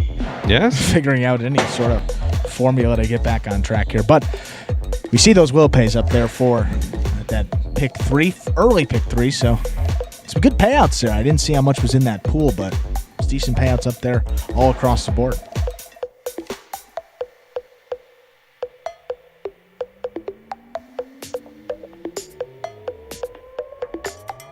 Said it.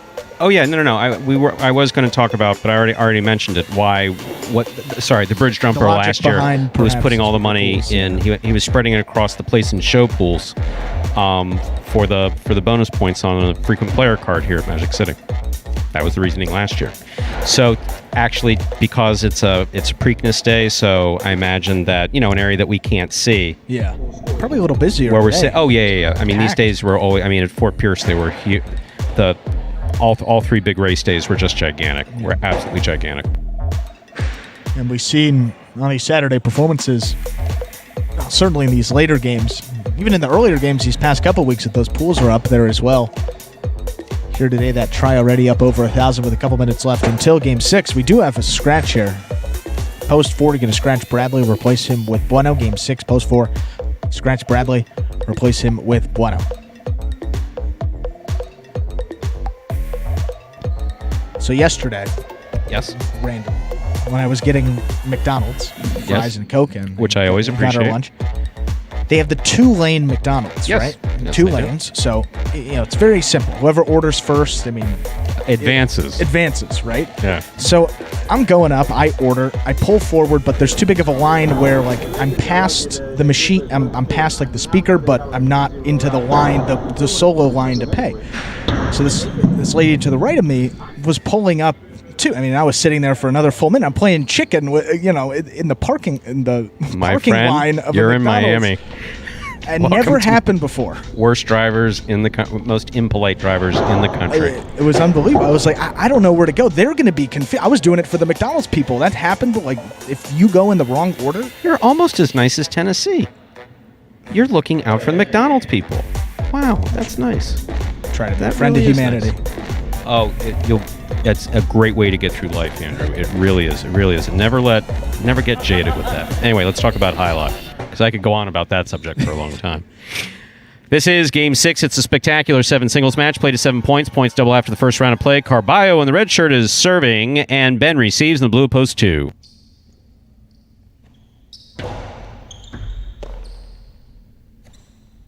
Big backhand by Ben. Rebote left side by Carballo for the big bounce. Ben follows it beautifully, keeps his eye on the ball, returns a carom. Didn't get the cut on it that he wanted. Carballo's there. Point 1. Carballo first up on the board in our 6th game. That brings to the court the white shirt at post 3, Ron.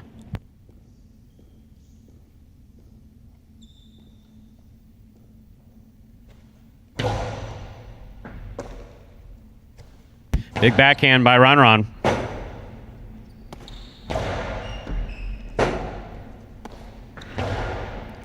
Scoop high on the forehand of Carballo, and no, you've got to visualize it. You've got to see it hitting the wall. That's in the pad, straight from the forehand, point 3. Here's the green shirt of post 4, Bueno receives.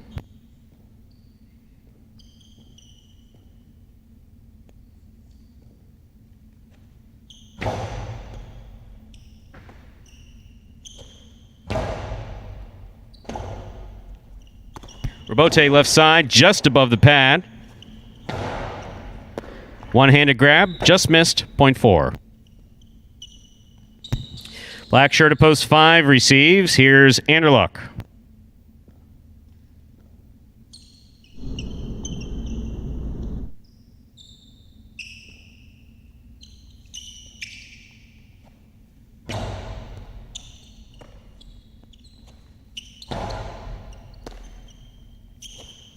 Big backhand by Bueno. Rebote to the outside. That hit the upper rail, out of play, point 4. Bueno on the board with 2 points, serving to post 6. Here's Ikeda.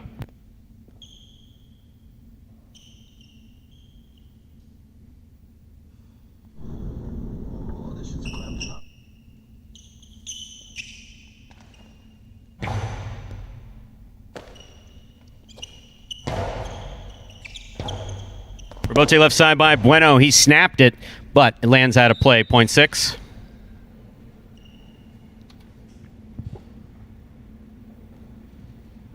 In this matchup, Ikeda serves to the pink shirt of post 7, worn by Kubala.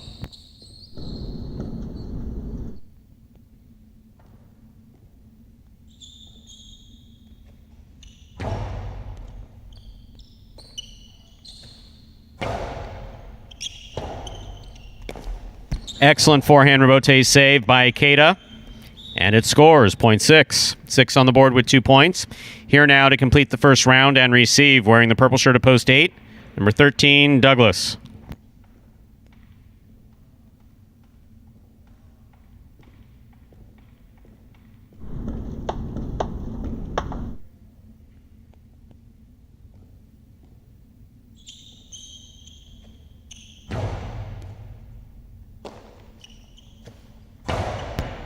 Powerful throw, came off the wall sharp. Ikeda adjusted, made a very good catch. Scoop attempt just missed, 0.8.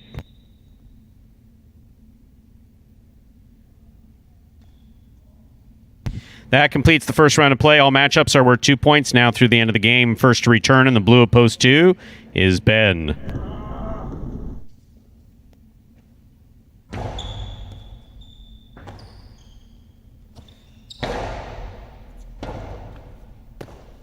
Powerful forehand throw by Douglas. I mean, real powerful.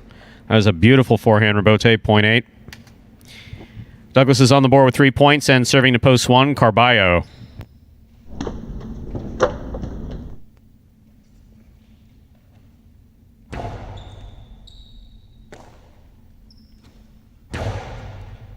Catch by Douglas.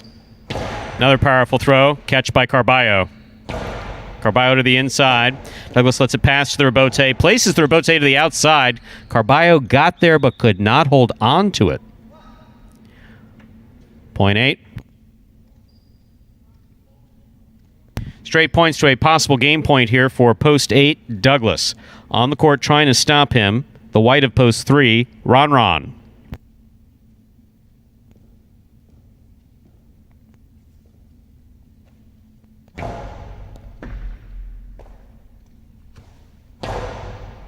Excellent catch by Douglas. Powerful backhand. Great catch by Ron. Rebote left side. Hard thrown to the inside. Ron's there. What a catch. That's a tough Rebote thrown by Douglas. Ron's on it. Scoop by Douglas. The carom was open, but he didn't see it. Costi to the inside. Scores for Ron. That's a well-played point by Douglas and Ron. Point goes to the 3.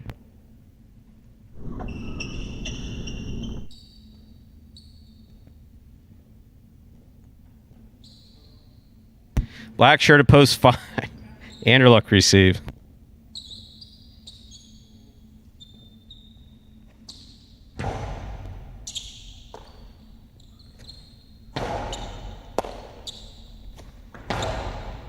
Excellent catch by Anderluck. Anderluck saw the carom. Ron was there, could not complete the catch. 0.5. Here's post 4. The green shirt receives. Bueno.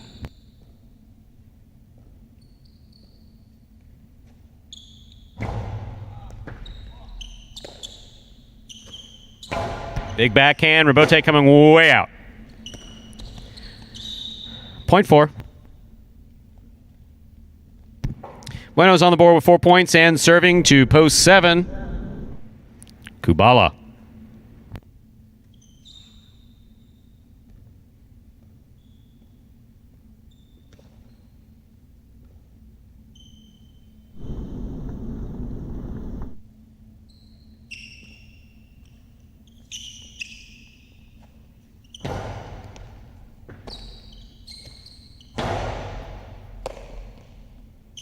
Backhand by Bueno. Catch by Kubala. Bueno, forehand Rebote. Forehand Rebote by Kubala. Catch by Bueno. Bueno got a piece of the side wall. Kubala follows it. Places it to the inside. Bueno comes cross court at the 5 line. Nice control there by Bueno. Rebote by Kubala. Scoop attempt missed. 0.4. Possible game point for the green shirt of post 4. Bueno trying to stop him. Ikeda.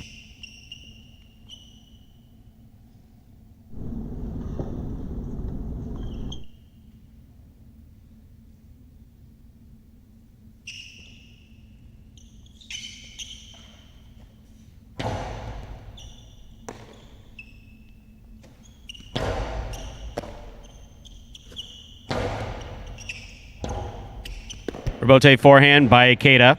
Catch by Bueno. Rebote forehand by Ikeda is out of play. Point in game, post 4, Bueno. No playoff here. 4 places, 4 wins it, 8 places, 3 shows. 4-8-3. Unofficial order of finish for Game 6.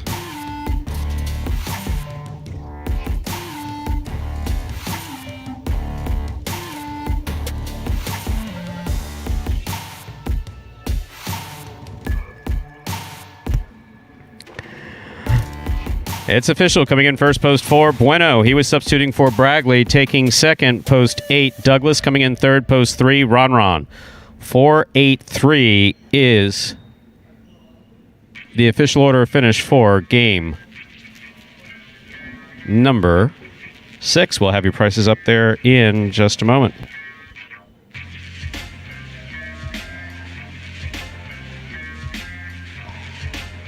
Yeah, so it looks like Bueno, in games that I've taken him, 0-1. Every other game here today, 2-0. And look, regardless of what happened in that fourth game, he placed 2 wins in those other 2 games he's been playing. Some standout highlight here today. And on the week there for Bueno, that was his 3rd win, 3 places and 3 shows, even across the board. 9 in-the-money finishes in his 24 games. He's got a couple more opportunities here in these feature games. Close out the day nicely, and that doubles game coming up, game 7. So we see those prices up there on your screen. I'll take it from Stu here.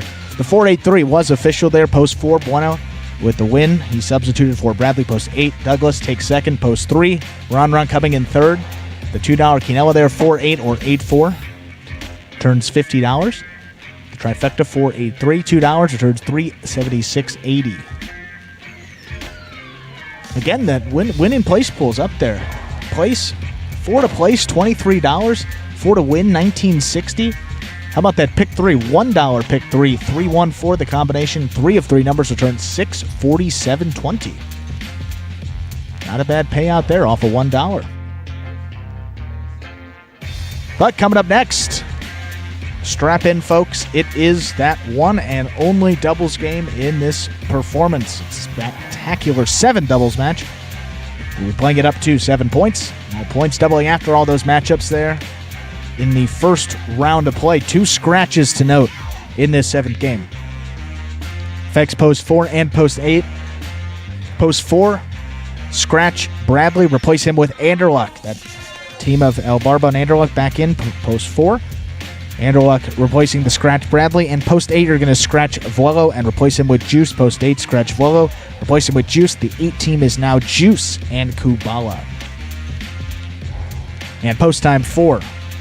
7 is now just 6 minutes away, as we'll see if anybody's alive for that high 5. And sorry, I was distracted there, but you know, I have to take meds before we begin our 7th game now because it gets so crazy that now watch it may be a quiet 7th game, but the doubles here at Magic City, no, it's pretty intense. Sometimes it's a little dangerous.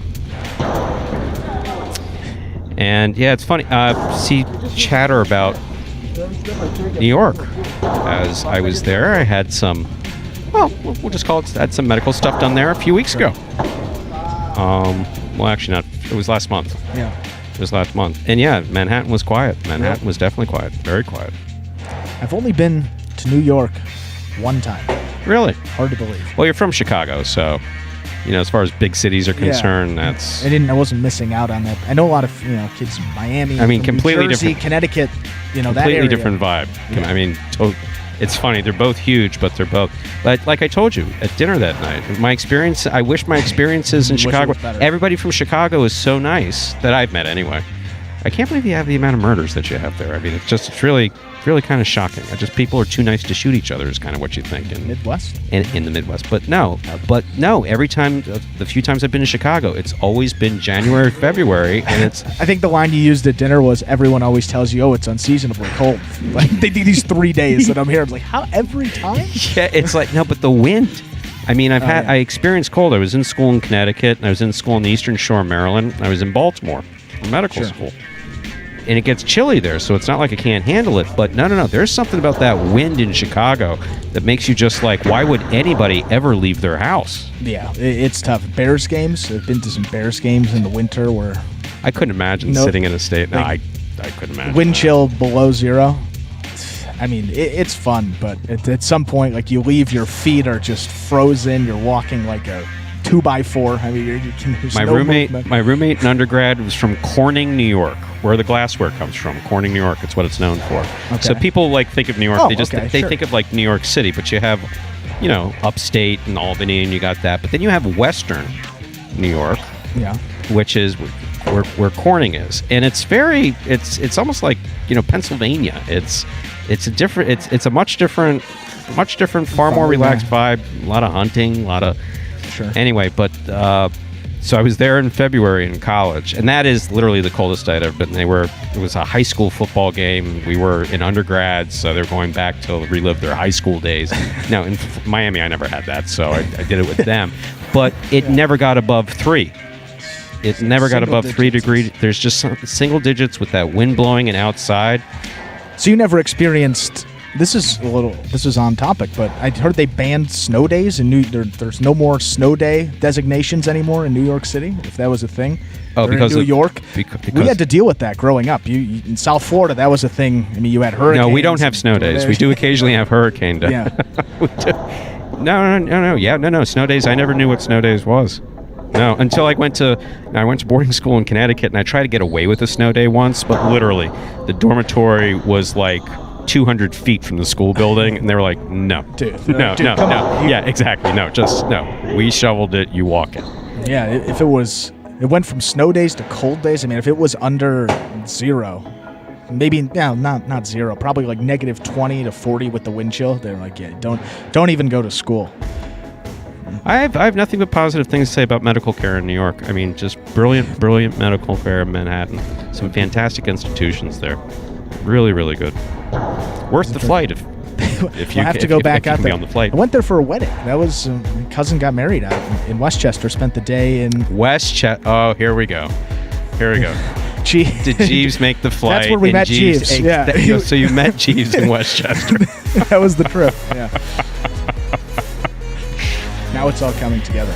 Westchester, Greenwich. Yeah, no, we just, it's... That was the only time. I mean, you go to, there's like that was the only time I've been to, they have those mansions where they have weddings. It was unbelievable. Actually, believe it or not, Jai-Alai, very big at Newport.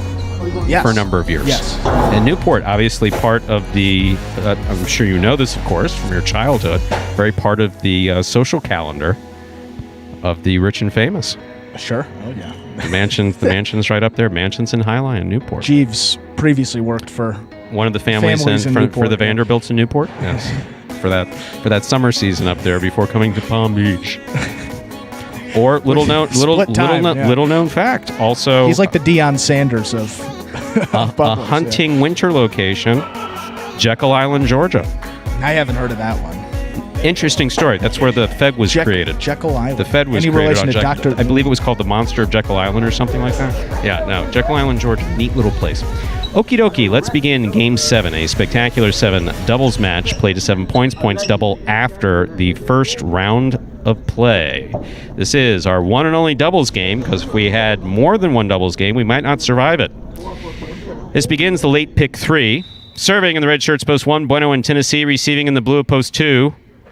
Cool Fitness in Ikeda.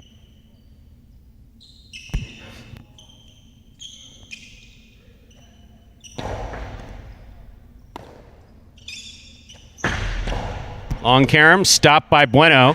Karam returned by Bueno is wide. Point 2. Tennessee asked us to mention that he is now no longer wearing a face guard, so he can communicate effectively in doubles, which is important.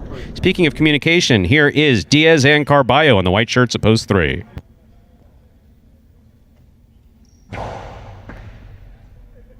Carballo on the backhand.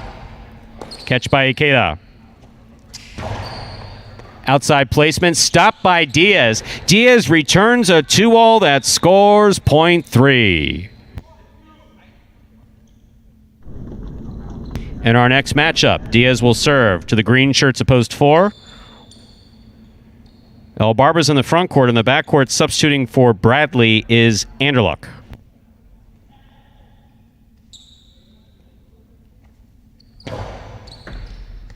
It's an excellent double serve by Diaz. Backhand to the inside. Catch by Anderluck at the 12 line. Long Karam. Stop almost by El Barba. Point 3.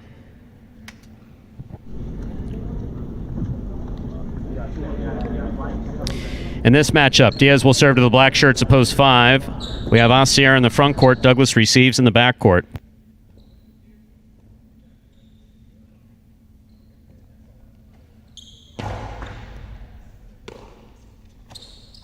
Powerful backhand by Douglas, caught in the air by Carballo. Karam by Carballo, stopped by Douglas. Ooh, Cortada thrown perfectly by Douglas to score. Just enough above the pad, dying off the side wall. Beautiful execution, point 5. Yellow shirts of post 6 receive. We have Jedin and Ben.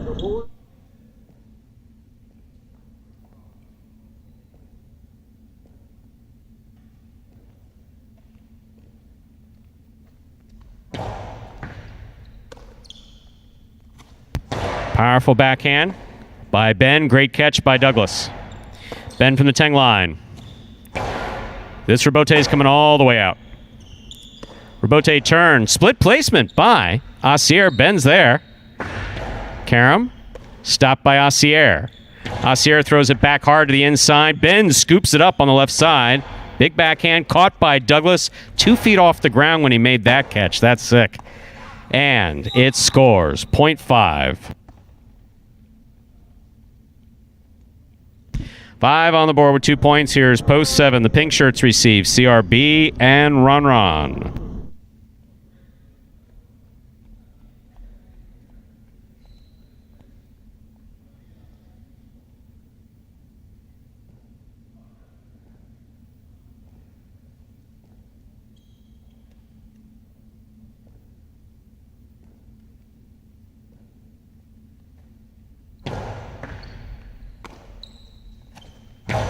Big backhand. Rebote coming out.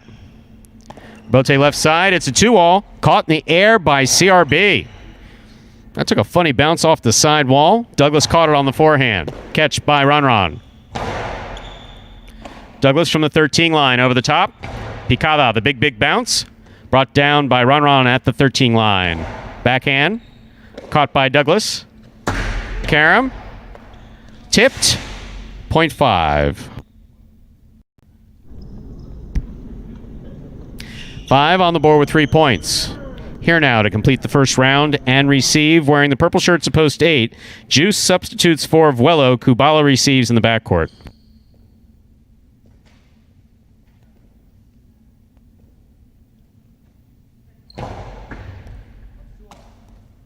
In and out of the cesta. That one went. Point 5. 5 has 4 points as we complete the first round of play. All matchups are worth 2 points now through the end of the game. Red shirts post 1 receive. Bueno and Tennessee.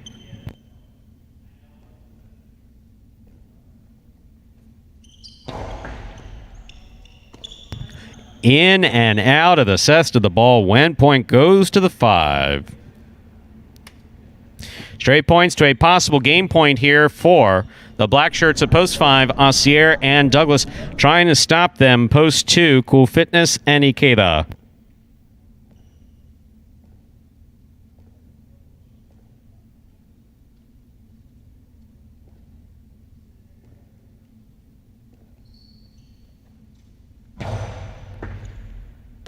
Catch by Ikeda.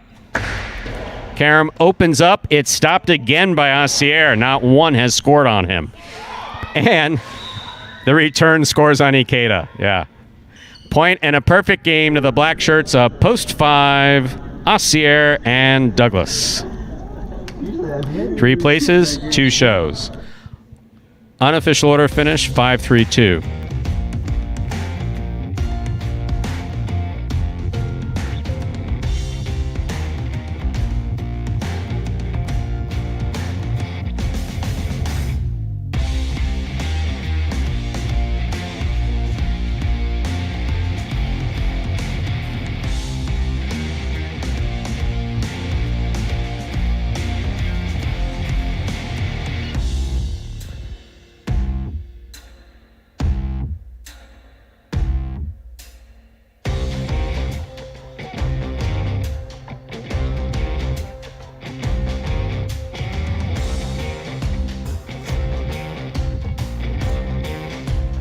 And ladies and gentlemen, before we get to prices, we will have a late scratch to notify you of. Andrew Luck will be scratched in games 8 and 9. $2 Quinella 3-5 22.60. The trifecta 5-3-2 122.60.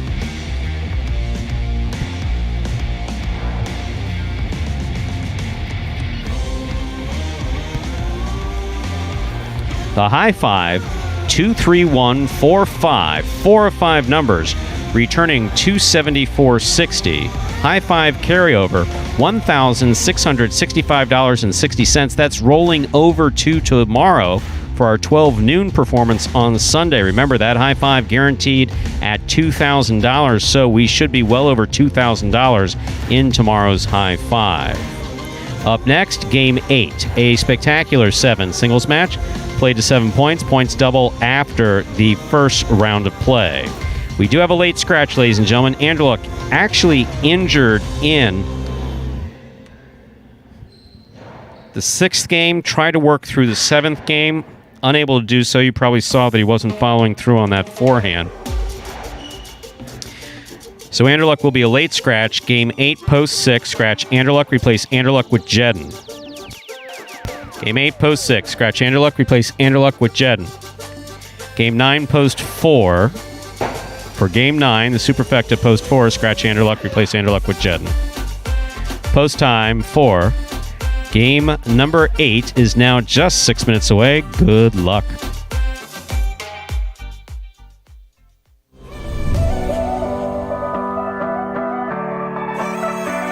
Catch by Bueno.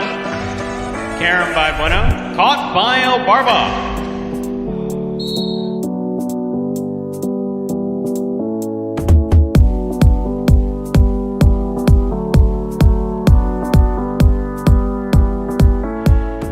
Rebote left side. Lamonte makes the catch. Return to Carom. That's gonna score.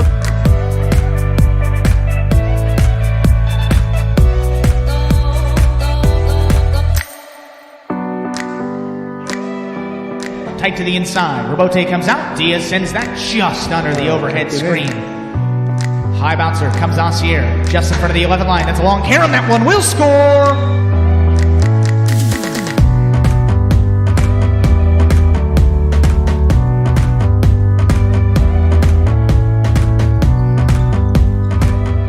Reverse by Bueno. Kubala from the 7 line throws a 2-all. That is stopped on the forehand of Bueno. Bueno's Carom. That's going to score.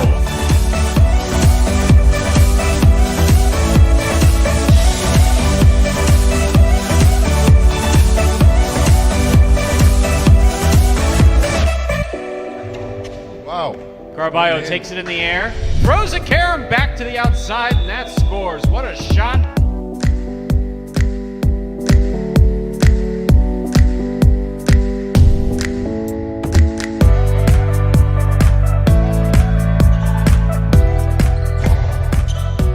Douglas on the right side.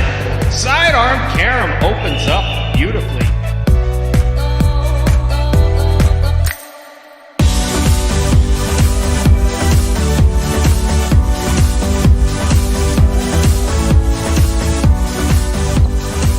Outside placement of the forehand Rebote. Bueno's on it. Rifling a Carom to score. One of the best points of this season.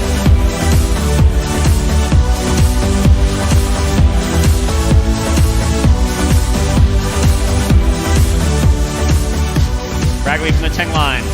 Over the top to the inside. Kubala's there. Carom by Kubala's going to score.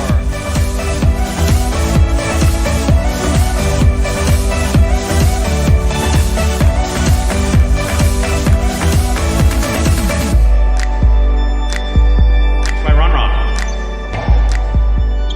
Catch on the forehand of Vanderluck. What a Carom. That was, wow.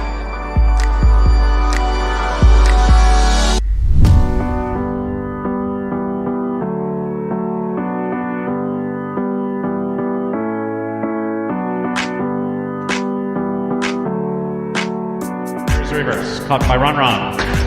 2-all by Ron. Caught by Douglas. Carom by Douglas. Wow.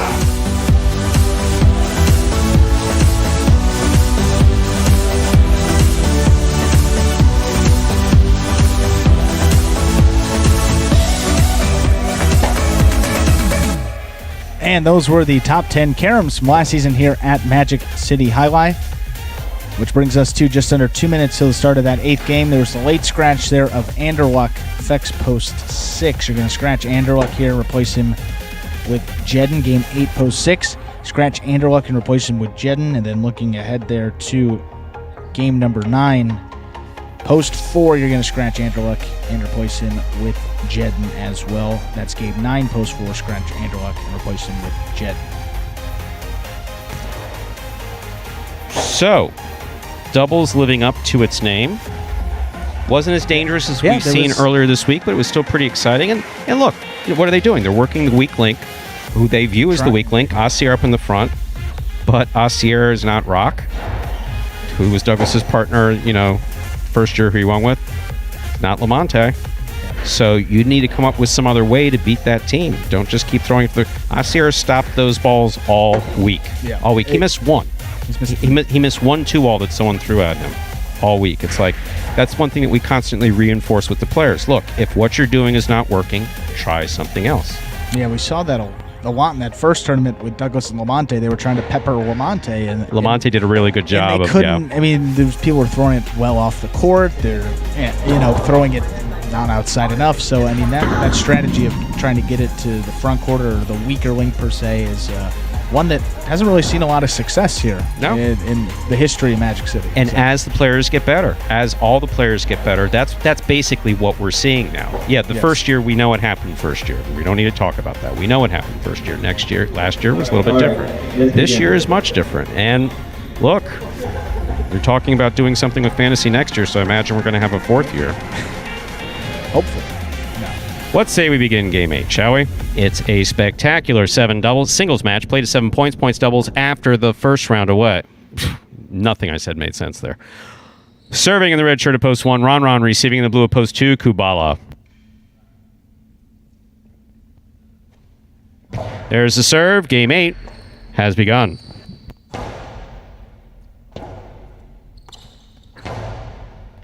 Catch by Kubala. Ron on the backhand. Bote left side by Kubala. Catch by Ron. 2-all by Ron. Lands in. Scooped up by Kubala. Kubala flips it up from the forehand.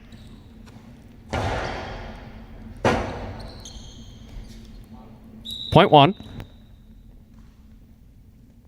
Ron first up on the board in our 8th game. That'll bring to the court the white shirt of post 3, Bueno.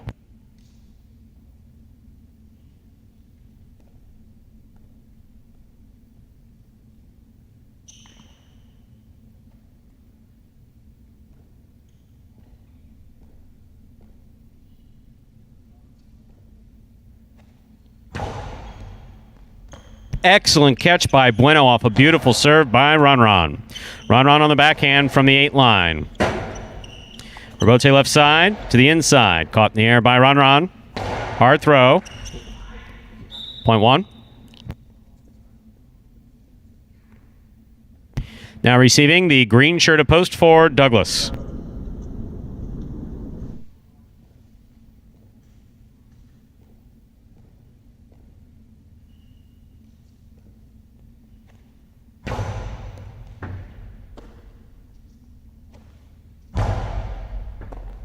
Ball tipped by Ron at the 10 line. Point 4.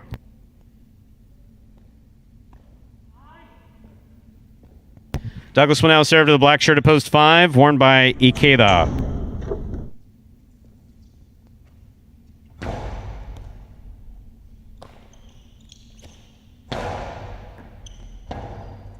Rebote left side by Douglas back to the inside. Ikeda went for it.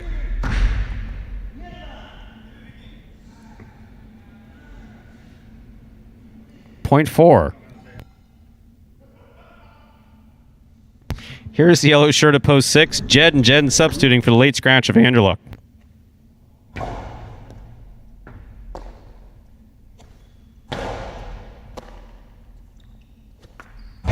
Douglas sends it deep.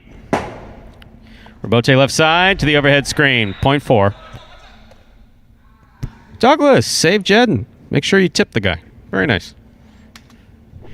4 on the board with 3 points. Here's post 7, Ben.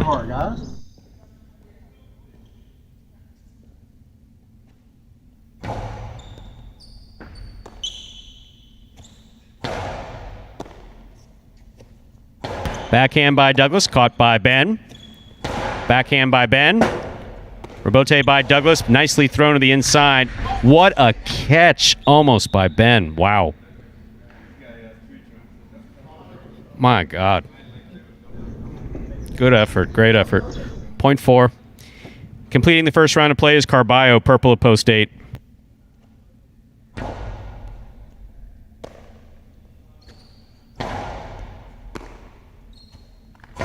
Costado played high to the inside.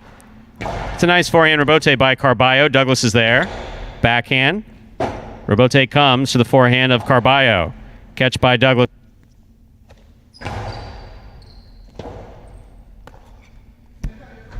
Point 4.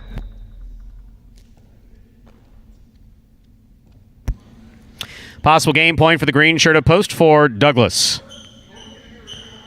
On the court trying to stop him, post 2, Kubala.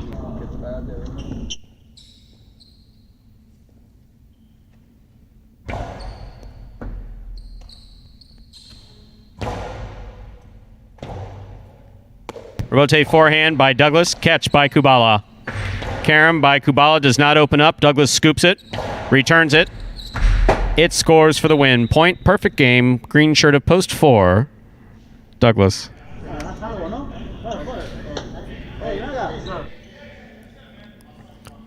Four wins it, 1 places, 3, 5, 6, 7, 8, and 2.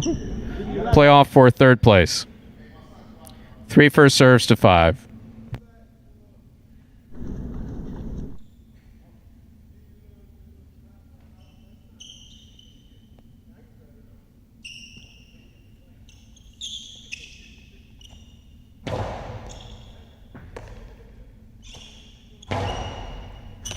What a catch by Bueno.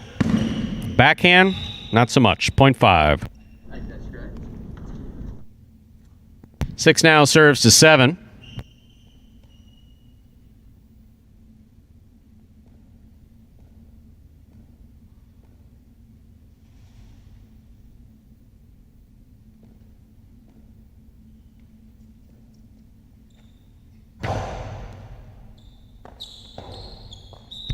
Point 6. 8 now serves to 2. The winner of this point meets 5 and 6 in the continuing playoff for show.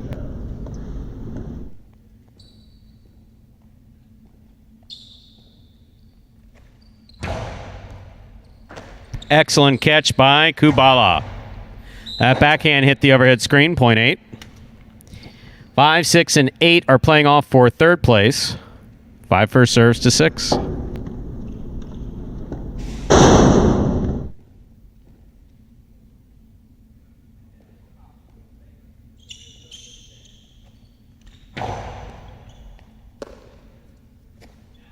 Backhand by Jedden, nicely thrown. Rotate forehand by Ikeda. Jedden, tip ball, point 5. Possible show point for Ikeda in post 5. Trying to stop him. Carballo. That's what I thought is.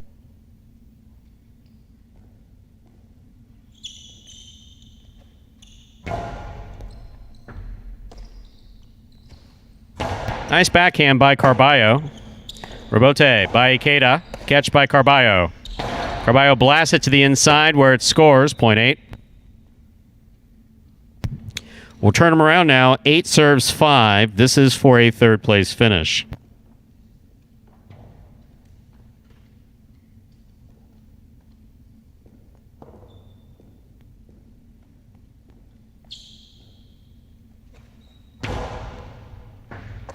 Great catch by Ikeda. Off a good serve by Carballo. Carballo sets up at the 5 line for the rebote. Scoop by Ikeda. Carballo gets out of the way nicely. Rebote left side. Nicely played. Ikeda makes the catch. Ikeda, hard throw. Catch by Carballo. Carballo, backhand. Catch by Ikeda. Karam by Ikeda. That was a beautiful combination. You catch the ball, Ide. You throw a 2-all where your players... That was beautiful, Ikeda. Point 5. 4-1-5, unofficial order finish for Game 8.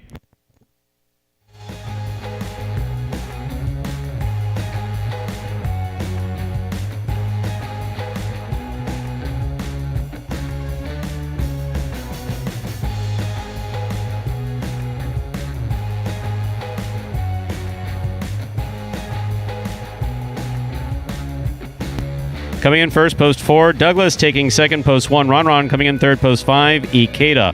4-1-5 is the official result for game number 8. We'll have your prices up there in just a moment.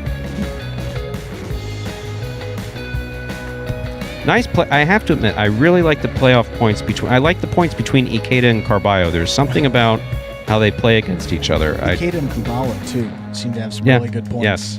And I think a function of the fact that I think Ikeda, one of the things is he's just got to put guys away sometimes, and he rallies really, gets in these really long points, which tend to be great points, but it's hard for him to close it out and really find that go-to kill shot to put guys away. But some great points, as you said there. Good to see. So I had to take a look at the 4-1. Yeah, that's that Douglas Ron combination, because as you look up there at the board and you see the $2 Quinella, and you say, what, did only one person place a wager? No, everyone who placed that wager cashed a ticket. $2 Quinella 1-4, first and second, any order, $8. Trifecta 4-1-5, $59. That's first, second, and third place finishing. The mighty Ocho 862 31 454, 4 of 8 numbers returning $380.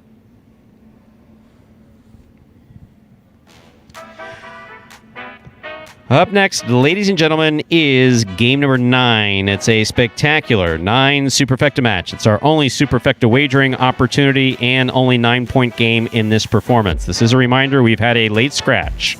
Anderluck is scratched in game 9. Game 9, post 4, scratch Anderluck. Place Anderluck with Jedden. Game 9, post 4, scratch Anderluck. Replace Anderluck with Jedden. Post time 4. Game 9. Just 7 minutes away. Good luck. Being the overall champ in the rookie season was great. I put in hours and hours of hard work in the off-season practicing, and just to show that it paid off in the end, it was really great. My goal for the 2020 season is to stay healthy, play to the best I can, but definitely I would love to repeat winning singles and doubles again this year. Like I said, I think it's going to be a lot harder, but it's definitely a push that I want. And I'm happy that everybody's getting better, and it's going to be harder for me because it pushes me to be better, and that's what I want ultimately.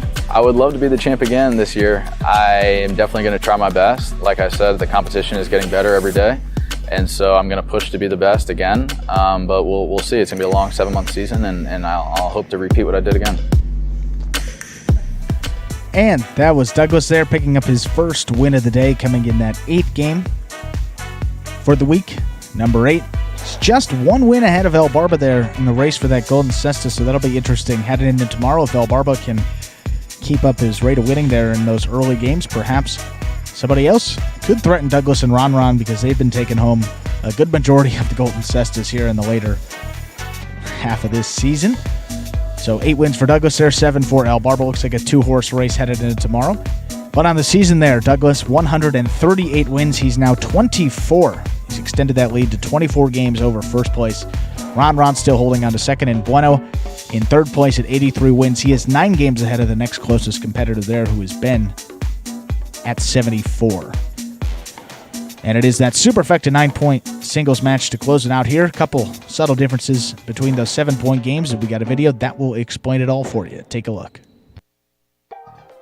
Spectacular 9 singles games are played with 8 players. Each player wears a different color jersey numbered 1 through 8 on the front. These numbers are traditionally referred to as post numbers. Post numbers are used to signify the order in which the athletes will play in a game. These numbers are also used for betting purposes. Don't be confused by the numbers on the back of our jerseys. Those are just for fun. Each game begins when the player in the post 1 red jersey serves to the player in the post 2 blue jersey. The served ball must land between the 4 and 7 lines marked on the court's side wall. If the ball lands between those lines, the serve is good and play continues until one of those 2 players wins that matchup. The player who loses the matchup exits the court and waits for his next turn at the end of the rotation. It's important to note that every game has 2 rounds. The first 7 matchups in a game make up round 1. Each matchup in round 1 is worth 1 point. Round 2 refers to all matchups that take place after the 7th and final matchup of round 1. The number of matchups in round 2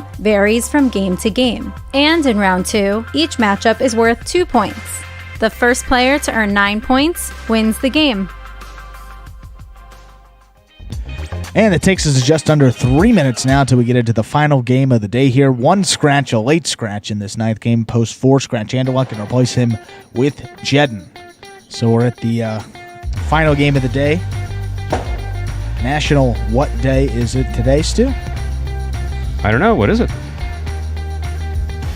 It's National Boyfriend Day, and it is National Techies Day. Do they have a National Ex-Boyfriend Day? If they don't, I'm putting in for that one. There's nothing here. No. Here we go. Here we go. we may have found a new one. You could add one here. National Techies Day. What does it say? On October 3rd, encourages students to consider a career in technology. It's a growing field. Students seeking career in technology will find promising choices anywhere they look. Yeah, if you can write code. There's endless possibilities if you can write code. You ever accidentally open up like that window in Windows where you see the code and you just go, oh my God, what is that? There was an option in journalism to take like a coding class. It was, I don't even remember what the options were. It was something or coding. I took something. I wasn't gonna. Well, you have a mathematic brain, so I imagine you can follow that. See, with me, it's everything associated with that thought process. Math, symbolic logic. Right. Did you take symbolic logic? No, never. Symbolic logic, for those not familiar with it, is actually an offshoot of philosophy of all things. And it's basically breaking language down to, this isn't the right way to explain it, but this is the way that I view it, is breaking language down to mathematic certainty so that you can prove if statements are actually correct. If P then Q, Q then P, the rule is modus tollens. So if you can prove that and apply that to statements, then you can prove the truthfulness of that statement. No, it's whacked. Yeah, that's a 2-step proof. I was having problems with 4-step proofs, and I spoke to the professor and I said, I'm really not getting it. He says, the final has a 40-step proof on it. I was like, yeah, we're going to take this, add this. So if this, then this, then this, if this, then this, then this, then this, then... No chance. I remember geometry was the last time there was proofs. Yeah. I had to do, but that was... Struggled with that. It's not very, I don't know. It's not as mathy as... You're absolutely right. As math. You're absolutely right. As other subjects. So. That was actually geometry, I think, was the first thing I ever failed. I tell you, I struggled, not easy. Getting a failure notice just was not good. Okie dokie, game 9, last game of the day. Serving, red shirt post 1, Bueno. Receiving blue post 2, Carballo. There's the serve. Game 9 begins.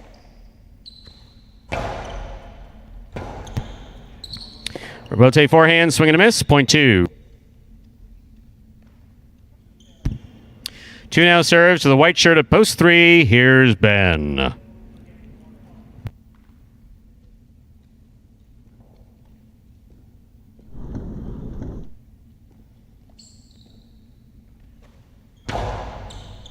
So an excellent serve by Carballo, but an even better catch by Ben.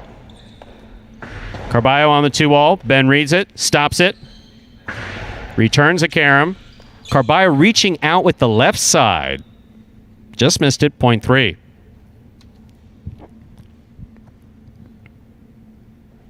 In this matchup, Ben will serve to the green shirt at post 4, worn by Jedden.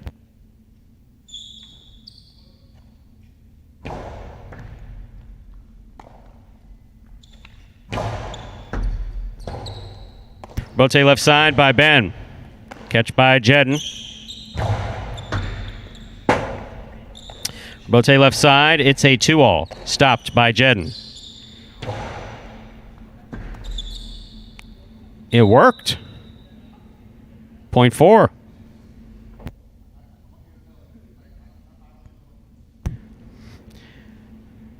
Black shirt at post 5 receives. Here's Douglas.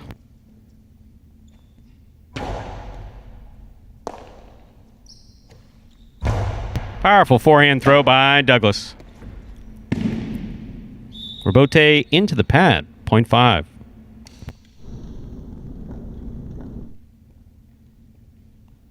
Yellow shirt at post 6, Kubala receives.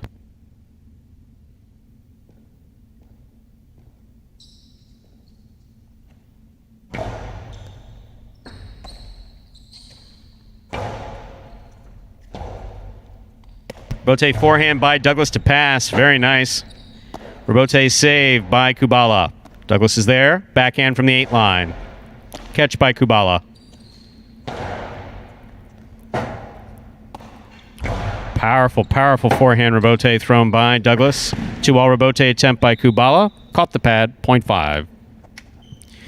5 on the board with 2 points. Here's post 7. Ikeda receives.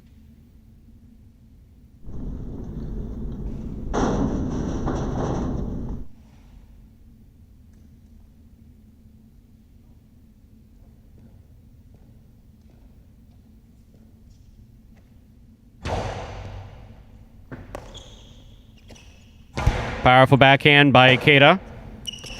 Robote 2-all. Scores. That may bring it down. 0.5.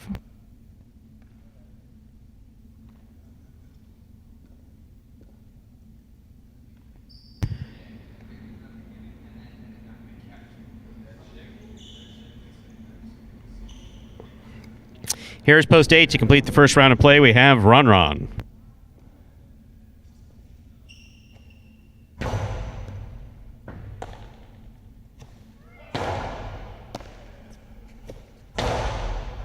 Great catch by Run. He goes deep. Douglas on the Robote. Low and hard. Karam scores. 0.8.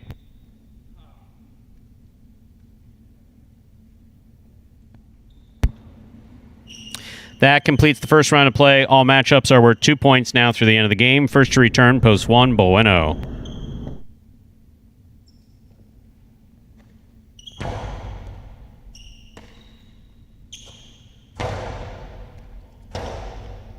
Robote forehand by Run. Catch by Bueno. Bueno goes deep. Robote forehand by Run again. Catch by Bueno.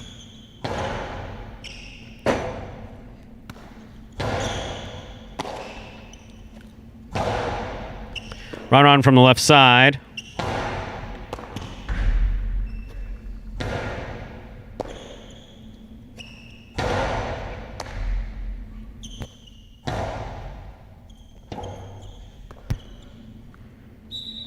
Point 1.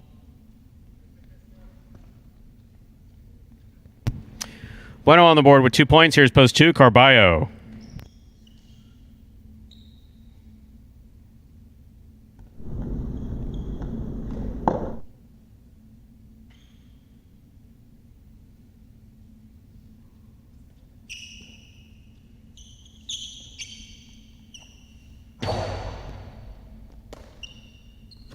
Strong backhand by Carballo. Good catch by Bueno.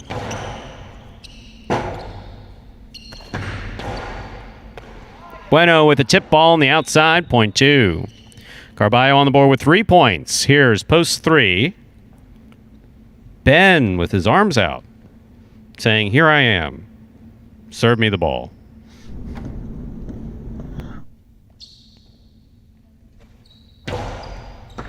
Another really hard serve by Carballo. Ben handles it nicely. Nice backhand. Carballo winds up, puts it inside.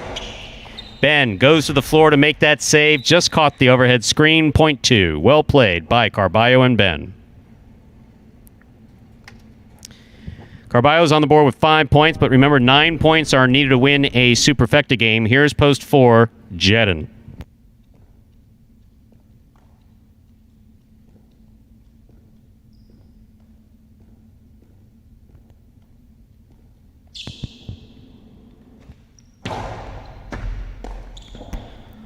That serve's going to score, point 2. Possible game point for the blue at post 2, Carballo. On the court trying to stop him. Yellow shirt at post 6, Kubala.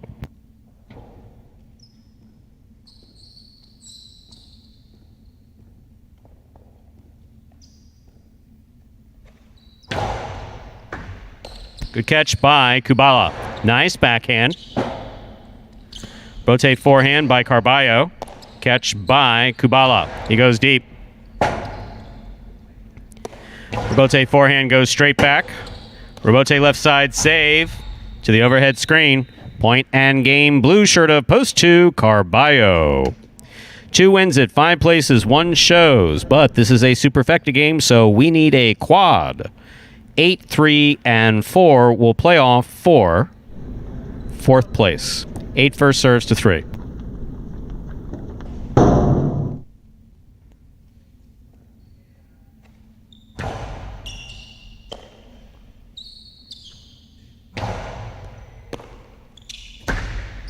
Ron on the 2-all, lands off the court, point 3. 3 on the board with 3 points, serving to post 4. Receiving is Jedin.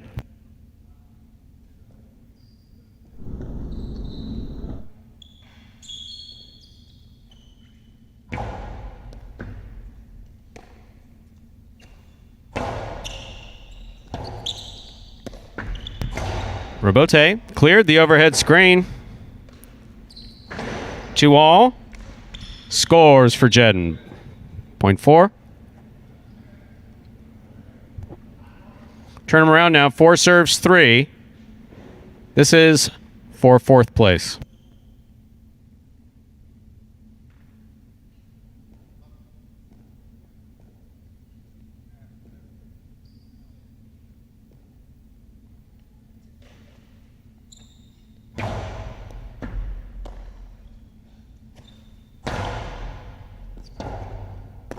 Bote left side, hard thrown, caught by Ben. Ben with the 2-all. Jedin stops it on the forehand. Hard 3-wall play. Ben reads it, makes a nice rebote. Jedin, good pickup at the 11 line. Low and hard to the inside, scoop by Ben. Big backhand. Rebote left side, into the pad. A well played playoff point between Jedin and Ben goes to Ben for the quad. 2-5-1-3 is the unofficial order finished for Game 9.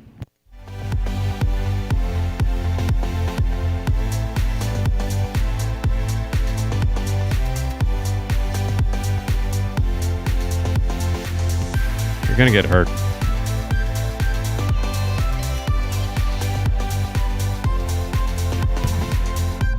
Coming in first, post 2, Carballo. Coming in second, post 5, Douglas. Coming in third, post 1, Bueno. Taking the quad, post 3, Ben. 2-5-1-3 is the official order finish for game number 9.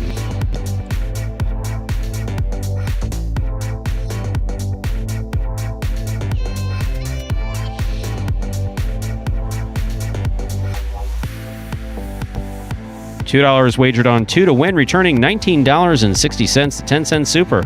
2-5-1-3, 191.92.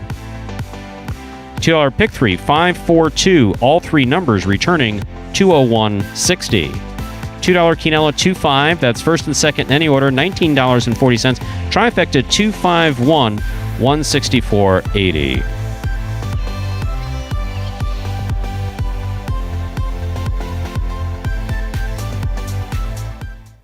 My goal going into this season is probably just playing a little bit more calmer, and also another thing I want to work on is not beating myself. You know, just do simple better. You know, just catch the ball, throw the ball one more time than my opponent, and don't make any unforced errors. I mean, I have a mantra that I tell myself all the time where, you know, if you're not getting better, you're getting worse. I mean, that's literally what it comes down to. Honestly, my favorite thing about Jai-Alai is just the speed of the sport. My intensity, on a scale of 1 to 10, I think it's about 2,000. And Carballo takes the final game of the day here. First time he's found the win column, Stu. Hard to believe, but it's been over 2 weeks. Week 20 was the last time he got a win, gets one here in the final game of the day. A couple more opportunities tomorrow. One more performance to go in a week that's been, we've seen some pretty good play. So will you be drinking heavily, thinking about your prognostication tomorrow? I mean, will it be 2 bottles of wine tonight? Or I don't know. We're going to have to pull out all the stops to break this curse. You know, you were close. You ever seen Major League? Oh, yeah, of course. People be like Pedro Serrano. I'm going to be like lighting, trying to do anything I can to just get a hit. Yeah. In year 1, they're playing Carballo, right? No, we're through. Oh, is that finished? We're through. Oh, so we're that's the we're pass. done with Carballo. Oh, that's the pass. See, my phone is delayed. Yeah. So, first year people would compare us to like Major League or the Bad News Bears or just Sure. Yeah. It's multiple comparisons. Look, I get it. Yeah. I would have expected Bueno to have done better. I would have in that game, but he did great in the next two games. Yeah. So it was a good call. Can't be Alrighty. upset about that. So, that, ladies and gentlemen, will do it for this Saturday afternoon performance of Live Highlight in the Magic City on the Highlight Channel. We are glad that you chose to join us this afternoon and invite you to join us again tomorrow when we'll play 9 more action-packed games at the all too early time of 12 p.m. We do hope you enjoyed today's Highlight Action at Magic City. Please like and subscribe to the Highlight Channel on YouTube if you've not done so already. Let us know your thoughts and any questions you might have in the comments section, otherwise known as the live chat. On behalf of players, staff, and management of Magic City Jai-Alai, we thank you for joining us today and hope you'll join us again at 12 p.m. tomorrow. So goodbye till we can see you back here at Magic City Jai-Alai. Thanks for joining us. Have a good afternoon.